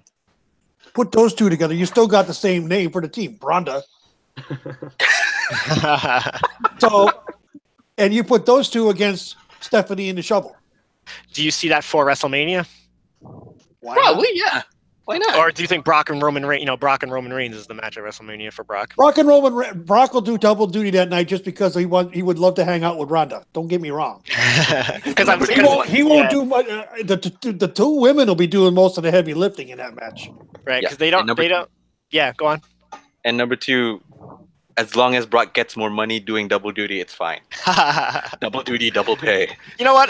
I'm still like, even though this is such a long time ago, I'm used to like the Hulk Hogan tag match at SummerSlam from way back then, where it's like Hogan and whoever versus Zeus and Macho or whatever. And like, so I would expect like the attraction tag match at like a SummerSlam. So like, maybe Brock sticks around till SummerSlam and they do a tag match or something like that. Yeah, bring back the special attraction tag match where wrestler teams up with a celebrity or something like that. Yeah, yeah. Jay Leno. No, sorry.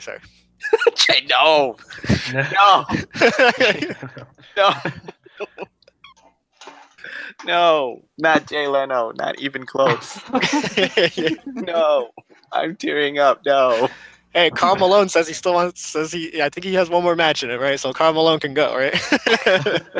Oh God, We need a wouldn't it be funny- celebrity rumble with all these extra. wouldn't it be funny as hell if Karl Malone showed up in this men's.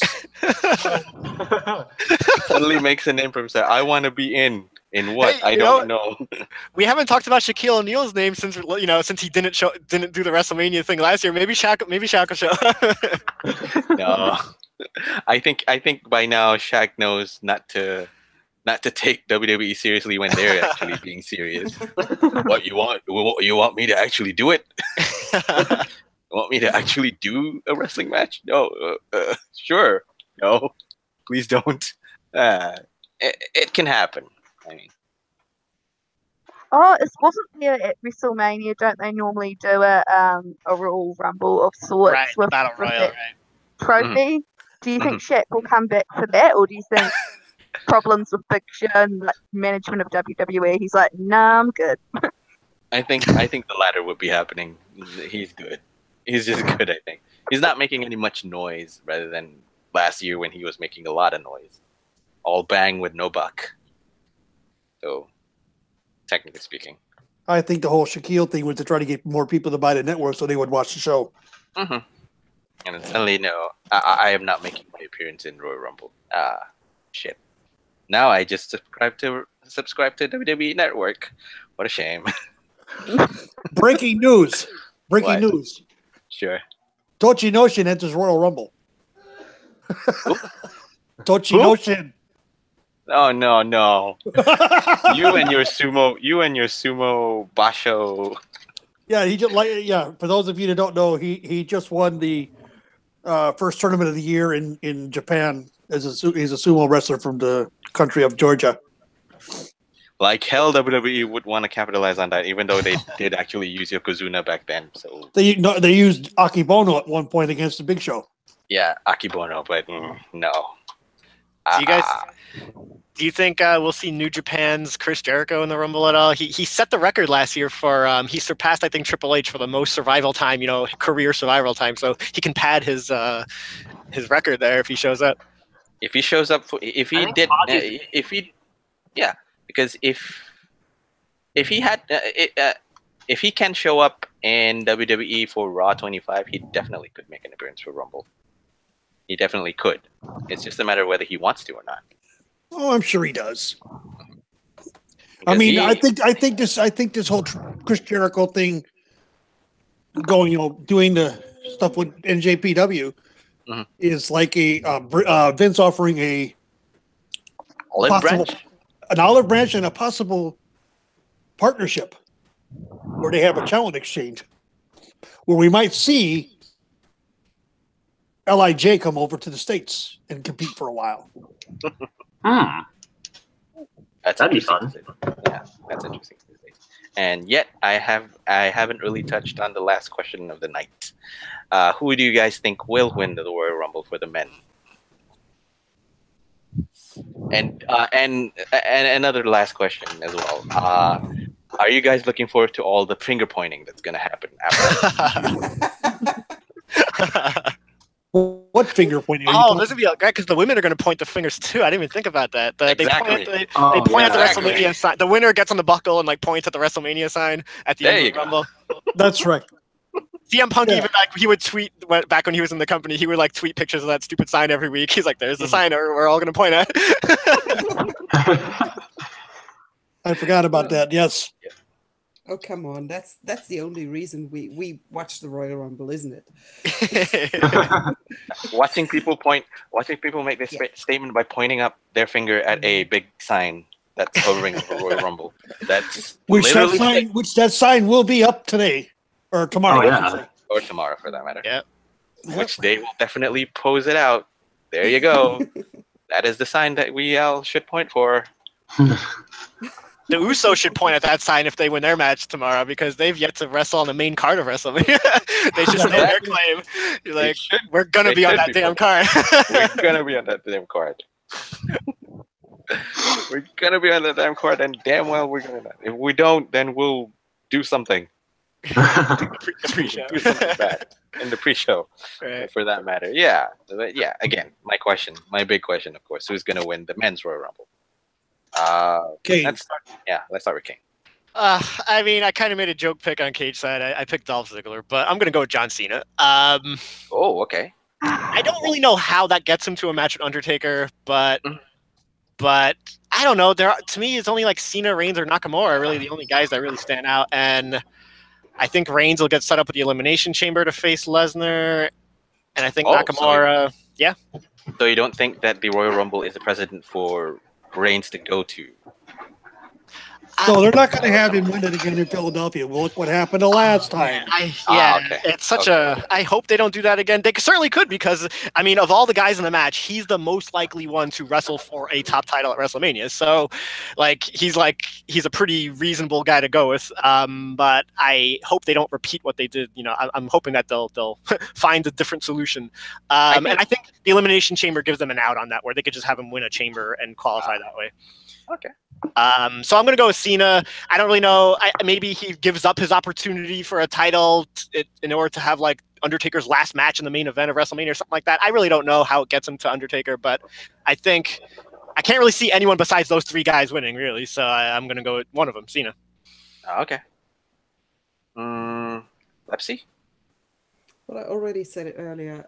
I think it's going to be Roman winning. Roman as well. All right. I think, yeah, even though they did that before and it fell terribly short, the reaction to it was horrible. But I think that Roman's grown since then, and I think that he's also grown as a performer. Of course, you will have the stubborn idiots who just won't see it, but I think he's also won a lot of people over with his performances. So I can see him win. He'll still be met with a lot of boos, but I think there will be a lot more cheers mixed in this time. Yeah, okay. Like I said earlier, this is 2018. It's a new year. Anything can happen. So Goldust. That's your winner. Well, Anything can happen. It's a new year. I can see Roman winning and the crowd not getting as upset this time either. Yeah. Because remember the total meltdown that Roman had in Philadelphia when he destroyed Triple H. Mhm. That was in Philadelphia. Mhm. Indeed. And the crowd that night went with They him. loved it. They They loved absolutely loved it. All was forgotten for the Royal Rumble. it. So maybe. Maybe. Okay, never mind. Stacey, you're saying who's gonna win? I see Nakamura winning. Okay. I think he hasn't had much of a shine on SmackDown or given that big of a spotlight. Mhm. So I think him having that Royal Rumble win will be really good for him. So And having you see a AJ Styles Nakamura title match at Mania. yes, I want that to happen. She wants it. She wants the match. I mean, it's That something would be new good. Mhm. rather than someone that's like already won Royal Rumbles in the past or someone that's had lots of WrestleMania matches and events. Giving it to a new sort of guy will really work, I think, with the crowd really well. So. I could see creative pitching Nakamura to Vince, and then Vince like, he's not over enough. Let's go at Kane. Oh. Oh God! Okay. If you hear a gunshot when that happens, you know where it came from.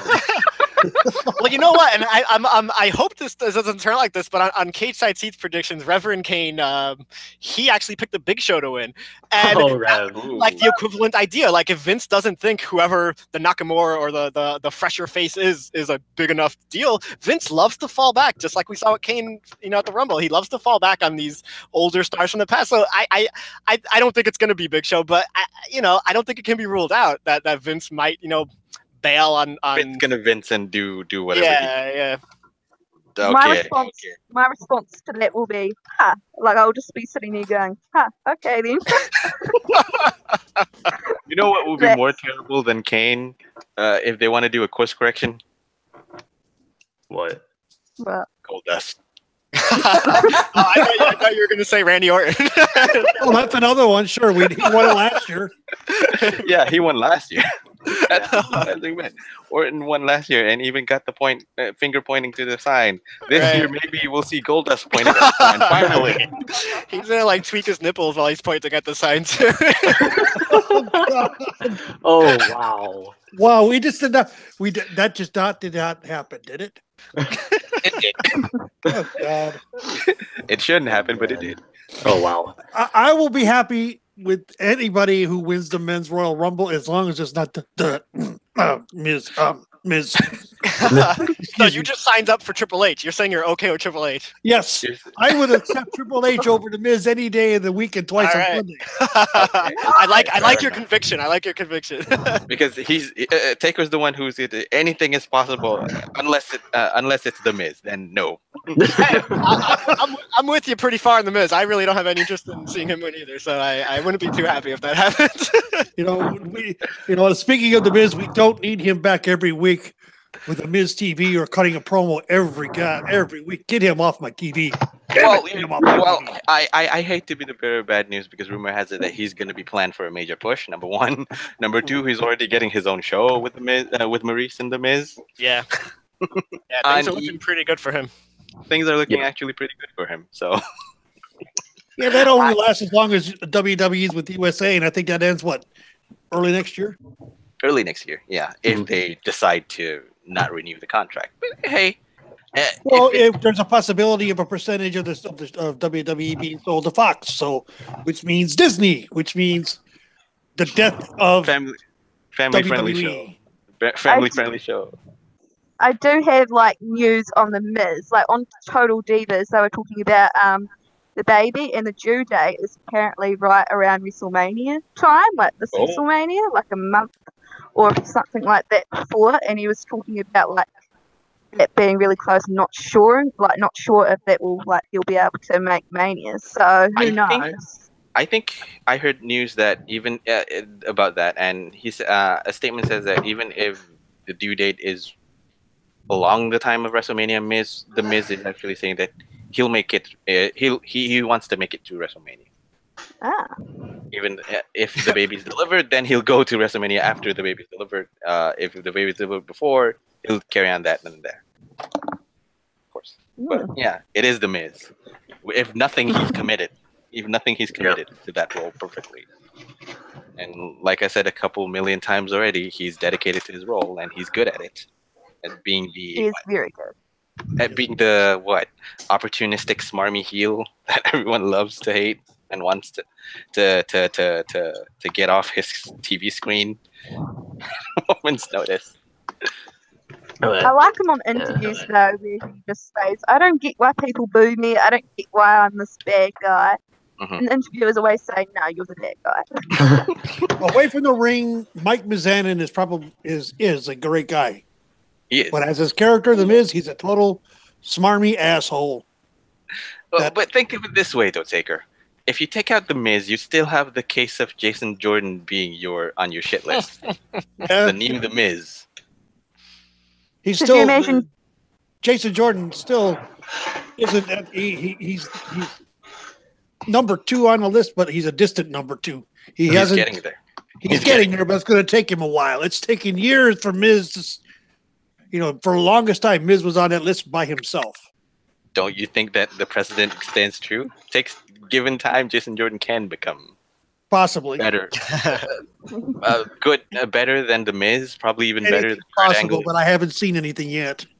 Oh, that means anything is possible. Then that means I can actually imagine Jason Jordan coming out to metal with intensity, integrity, intelligence, with people singing "You Suck." And somehow Jason Jordan actually finding Kurt Angle's Olympic medal. This is for my dad. God, I hope that happens. I do love Nope. I do love Nope. creating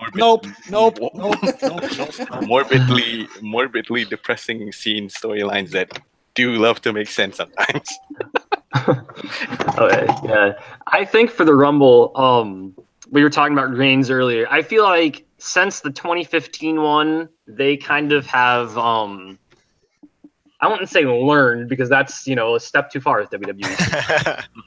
But they've kind of figured out they can't just do whatever with that anymore. Like with Ty Dillinger at number 10 last year, remember the rumor was it was to, like hold over the fans so they didn't turn on the match.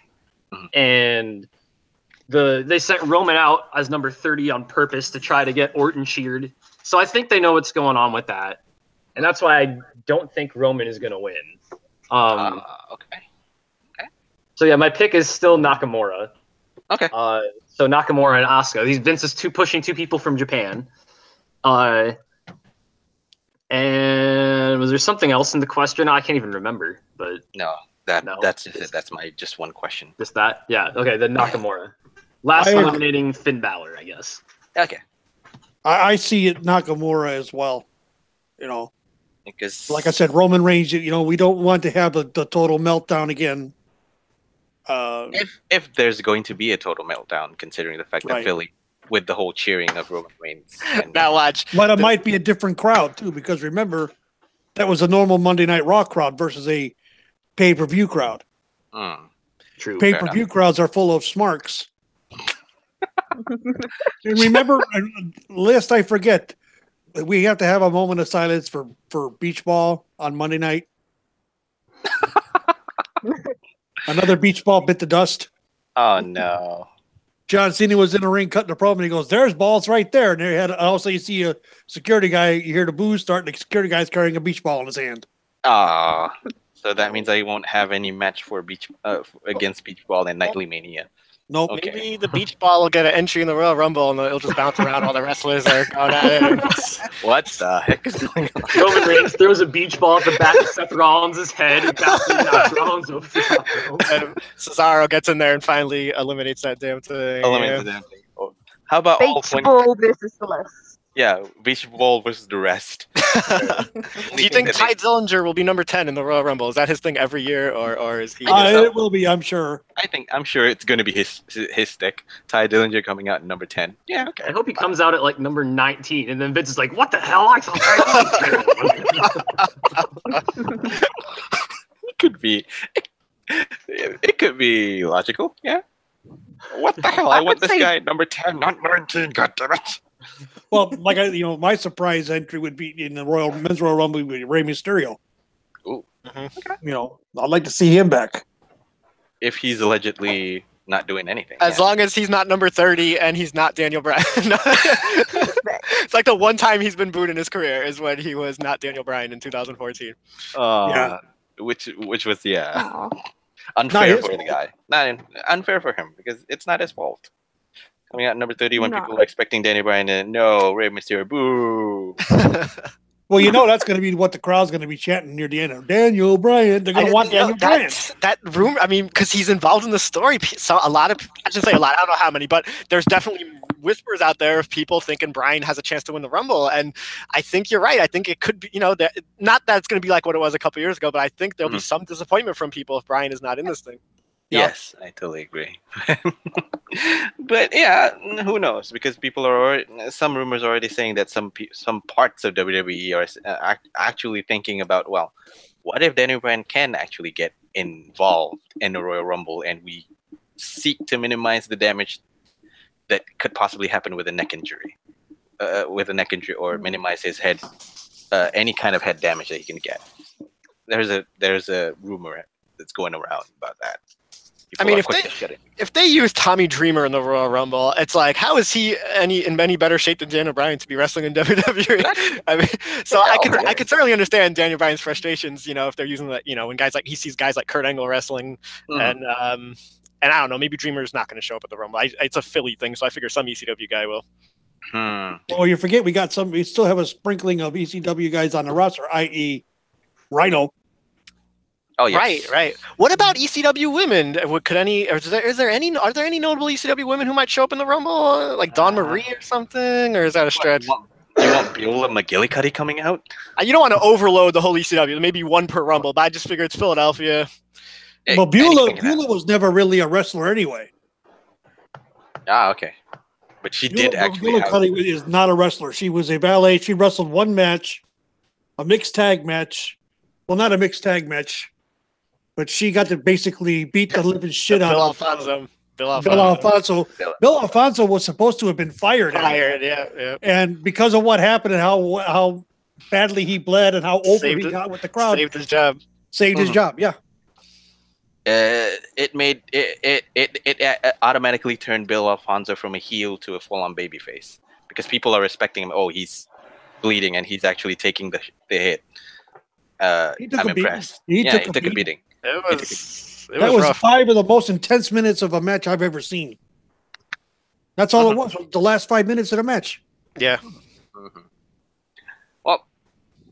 Well, actually, now I remember the whole last question. The last question. Are you guys actually excited for the finger pointing? Which is totally back.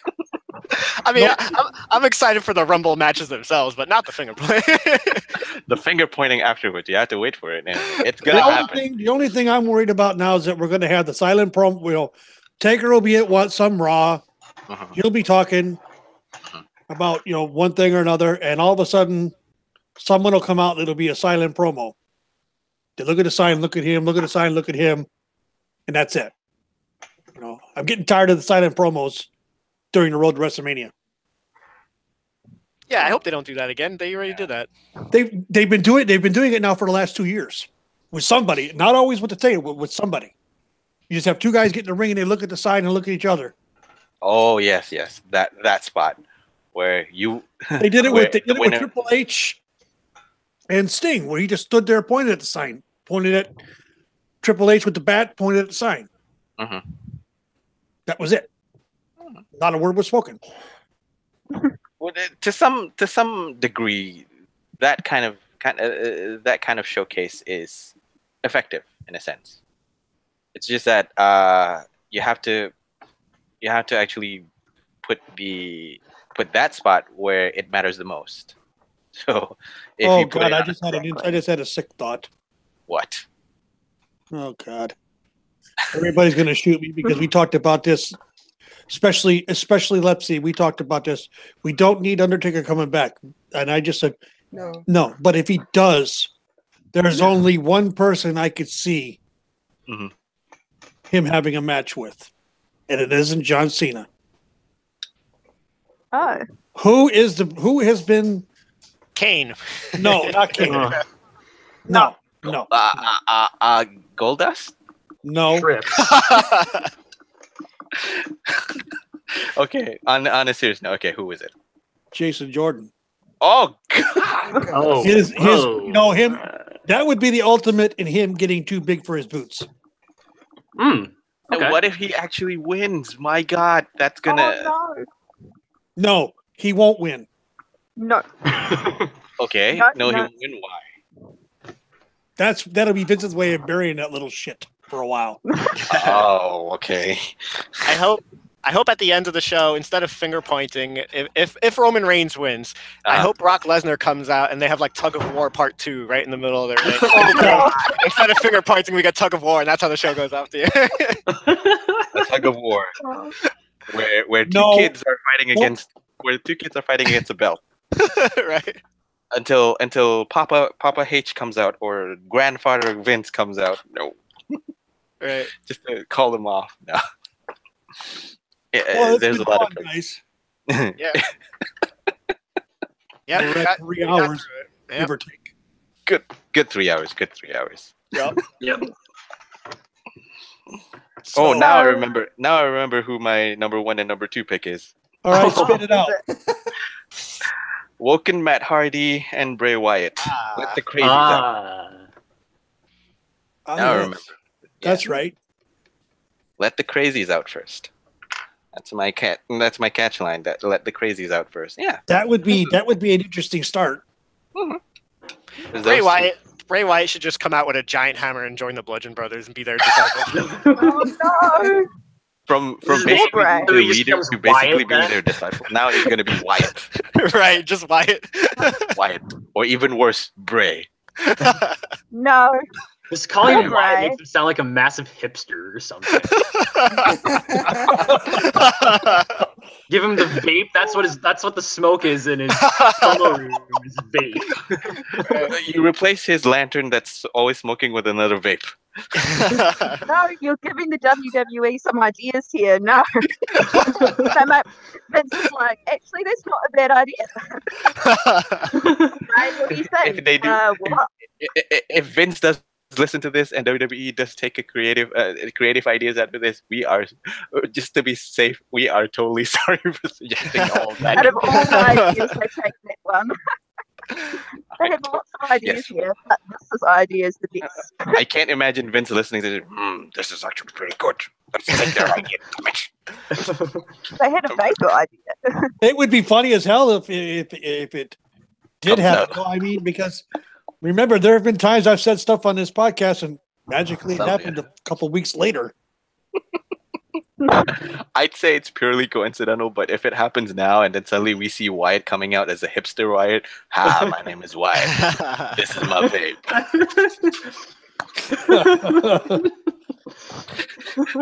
I'm gonna curse myself for ever suggesting. All right, guys, we need to wrap this up. It's been fun to have everybody here this morning. It has been fun. I'm sorry. First of all, I'm so sorry for the technical difficulties that we had earlier on in the show. Somehow it all worked out for the end. Again, we're very sorry. And again, yes, it has been fun 3 hours hanging out with you guys. Talking about Royal Rumble and talking about the ridiculousness of it all. I mean, again, can't wait for the finger pointing. It's just that. Hey, I'm more hyped up for the show now than I was 3 hours ago, so I think it was a success. It was a success. Great. And of course, I'm also actually eagerly waiting somehow suddenly Goldust coming out. Don't be surprised if Goldust comes knocking on your door. Oh, that sounds a little creepy, actually. I hope he doesn't.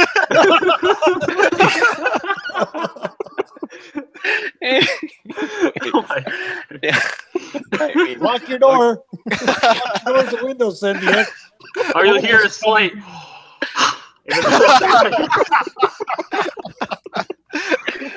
I find it hard to believe that he's gonna pick the next flight just to go to Kyoto, Japan, and just knock on my door. Hello. And it was the whole breathing. Never mind. Right. It's fun. It's fun. This has been fun, guys. I thank you guys so much. Before that, you guys need to do a little bit of a quick plug-in for all of you guys. Okay, who's gonna go first? I'm gonna go with Cain, of course. Go ahead. All right, you can check me out at cagesightseats.com. We're covering the Royal Rumble. It's a big weekend. And on Twitter, I am Cain A Knight. That's it. That's it. Okay. Lepsy, plug yourselves. You can catch me on Twitter and Instagram. My handle on both is @lapsaxum. So check me out there. And also look for me around Cage Side Seats. I might lurk and I might come and make a rare appearance. Okay. Matt. Okay. So you can get me on Twitter @the 4-Man Band. And also, I want to plug what I plugged last time. And this time I remember how the acronym is. Okay. The We Don't Know Wrestling 100 ballots are coming out pretty soon. I voted. I know some other people who use Cage Side infrequently now, but we're full-time members at one point, voted. You can already start planning for the list and nominating people. Join, or you can tweet about it at #WDKW100. And also, since I want to plug my favorite wrestling company, sign up for Powerbomb TV and watch Freelance Wrestling on February 9th. We don't have a main event yet, but there will be one announced soon, I believe. Awesome. Or if you want to, you can just you can every time you come on, you can just talk about the that independent wrestling promotion that you promoted. You can always do that whenever you come on. That's sweet. I will make sure. All right, cool. And of course, last but not least, Stacey. You can find Yeah, you can find me Twitter at Stacey Boss Life One, and Mhm. sometimes I come on Cage Side Seats. Now you are technically now you are more free to go on cage side seats now, correct? Yes. That's good. That's good to know. All right. Somebody misses you big time on K side. Face wash. Oh, I wonder who that is. Gee, we all know him. We all know him and love him. Really? I say that sarcastically. An audio. I don't know. Anyway, of course, Taker, your plug before I do all the wrap up of the plug. Okay, my plug is you can find me on daily and nightly on K-Side Seats. You can also find me on Twitter. That's the only social media I follow. I don't have Instagram or Tumblr or any of that stuff. At Takers_Minion. You will see that my avatar on that and wallpaper has changed. Yes, it's official. We have a Los Ingobernables family now. And according to one of our sister shows, I am the father of the family. So there you are. Yep. As like you said, the family is called Los Ingobernables, their podcast. Basically, it's just a small community of us who do podcasts about wrestling, do shows that we love, and you guys want in, you can join the family, of course. Just talk to any one of us who are part of it. One of them is the father himself, TakersMinion. So catch him. You can also catch me on Twitter at BeckyGotBank666. You can also catch me on Cage Side Seats on the daily as well as the nightly. My name is there, Mister Doctor Senju. Of course, I have to do unaffiliated plugs as well as affiliated plugs. First off, Two Guys One Sport. We had a show back on Thursday. They were awesome. Crazy Chris and George Ataves, two of the most insane guys that I've known on wrestling. They're great. Have a listen if you have the free time. Of course, next would be Violent Wrestling Podcast featuring Ambrose Alley and Prince Moxley Lopez. They concentrate more on the independent wrestling featuring death matches and all that. If you're interested, listen to that. And then, of course, another show that's soon to be coming up, Match Fixing, featuring Don Sal Guzmano on Cedar Bridge Media. We have no absolute date on when it's going to drop, but I'm pretty sure it's going to drop on next week, hopefully. I'll have to check up on that link as well as catch Squared Circle Podcast tomorrow on 10 with Dennis Coe. And of course, the whole affiliated podcast with KSI Seats, Bitter Boys Club, featuring Brent Brookhouse and Ethan Page. Not Your Demographic made their triumphant return from hiatus with Stella and Enigma Erin. Give them a listen as well. Keeping Up with the KFA featuring Mark Riley, Jody May Esquire, and Jack King. And last but not least, Bros Before Elbows. Anthony, Farron, and Tommy are hosting that. These are all the podcasts that you can catch on both either Cage Sides or outside of Cage Side Seats. Again, guys, all of you guys. Don't forget, we have Yes, other ones too that we promote. That is two from MLW Network. Both of them are good. I've listened to them. One is Something to Wrestle With. That's with Bruce Pritchard and Conrad Thompson. The other one is What Happened When. That's with Tony Schiavone and Bruce Pritchard. And I want to add the Face Lock Feministas. Sorry, excuse me. It's Tony Schiavone and Conrad Thompson. Both of them dropped during the week. And I want to add the Face Lock Feministas. I did catch part of their show the other day, and it's really, really good. So go check that one out too. Those are not affiliated with anyone. All right, awesome. Again, guys, all of you guys, Cain, Matt, Stacey, Lepsy, thank you so much for coming. Thanks, Tonya, for being here. Sorry I had to leave early. Yeah, she had to leave early for kid stuff. So yeah, thank you as well for her for dropping as well for a bit. Thank you guys. It has been a great breakfast special. I think it's been a good one. Lots to talk about. At least we're getting we're getting ourselves a little bit hyped for Royal Rumble, but all for the wrong reasons. Excuse me.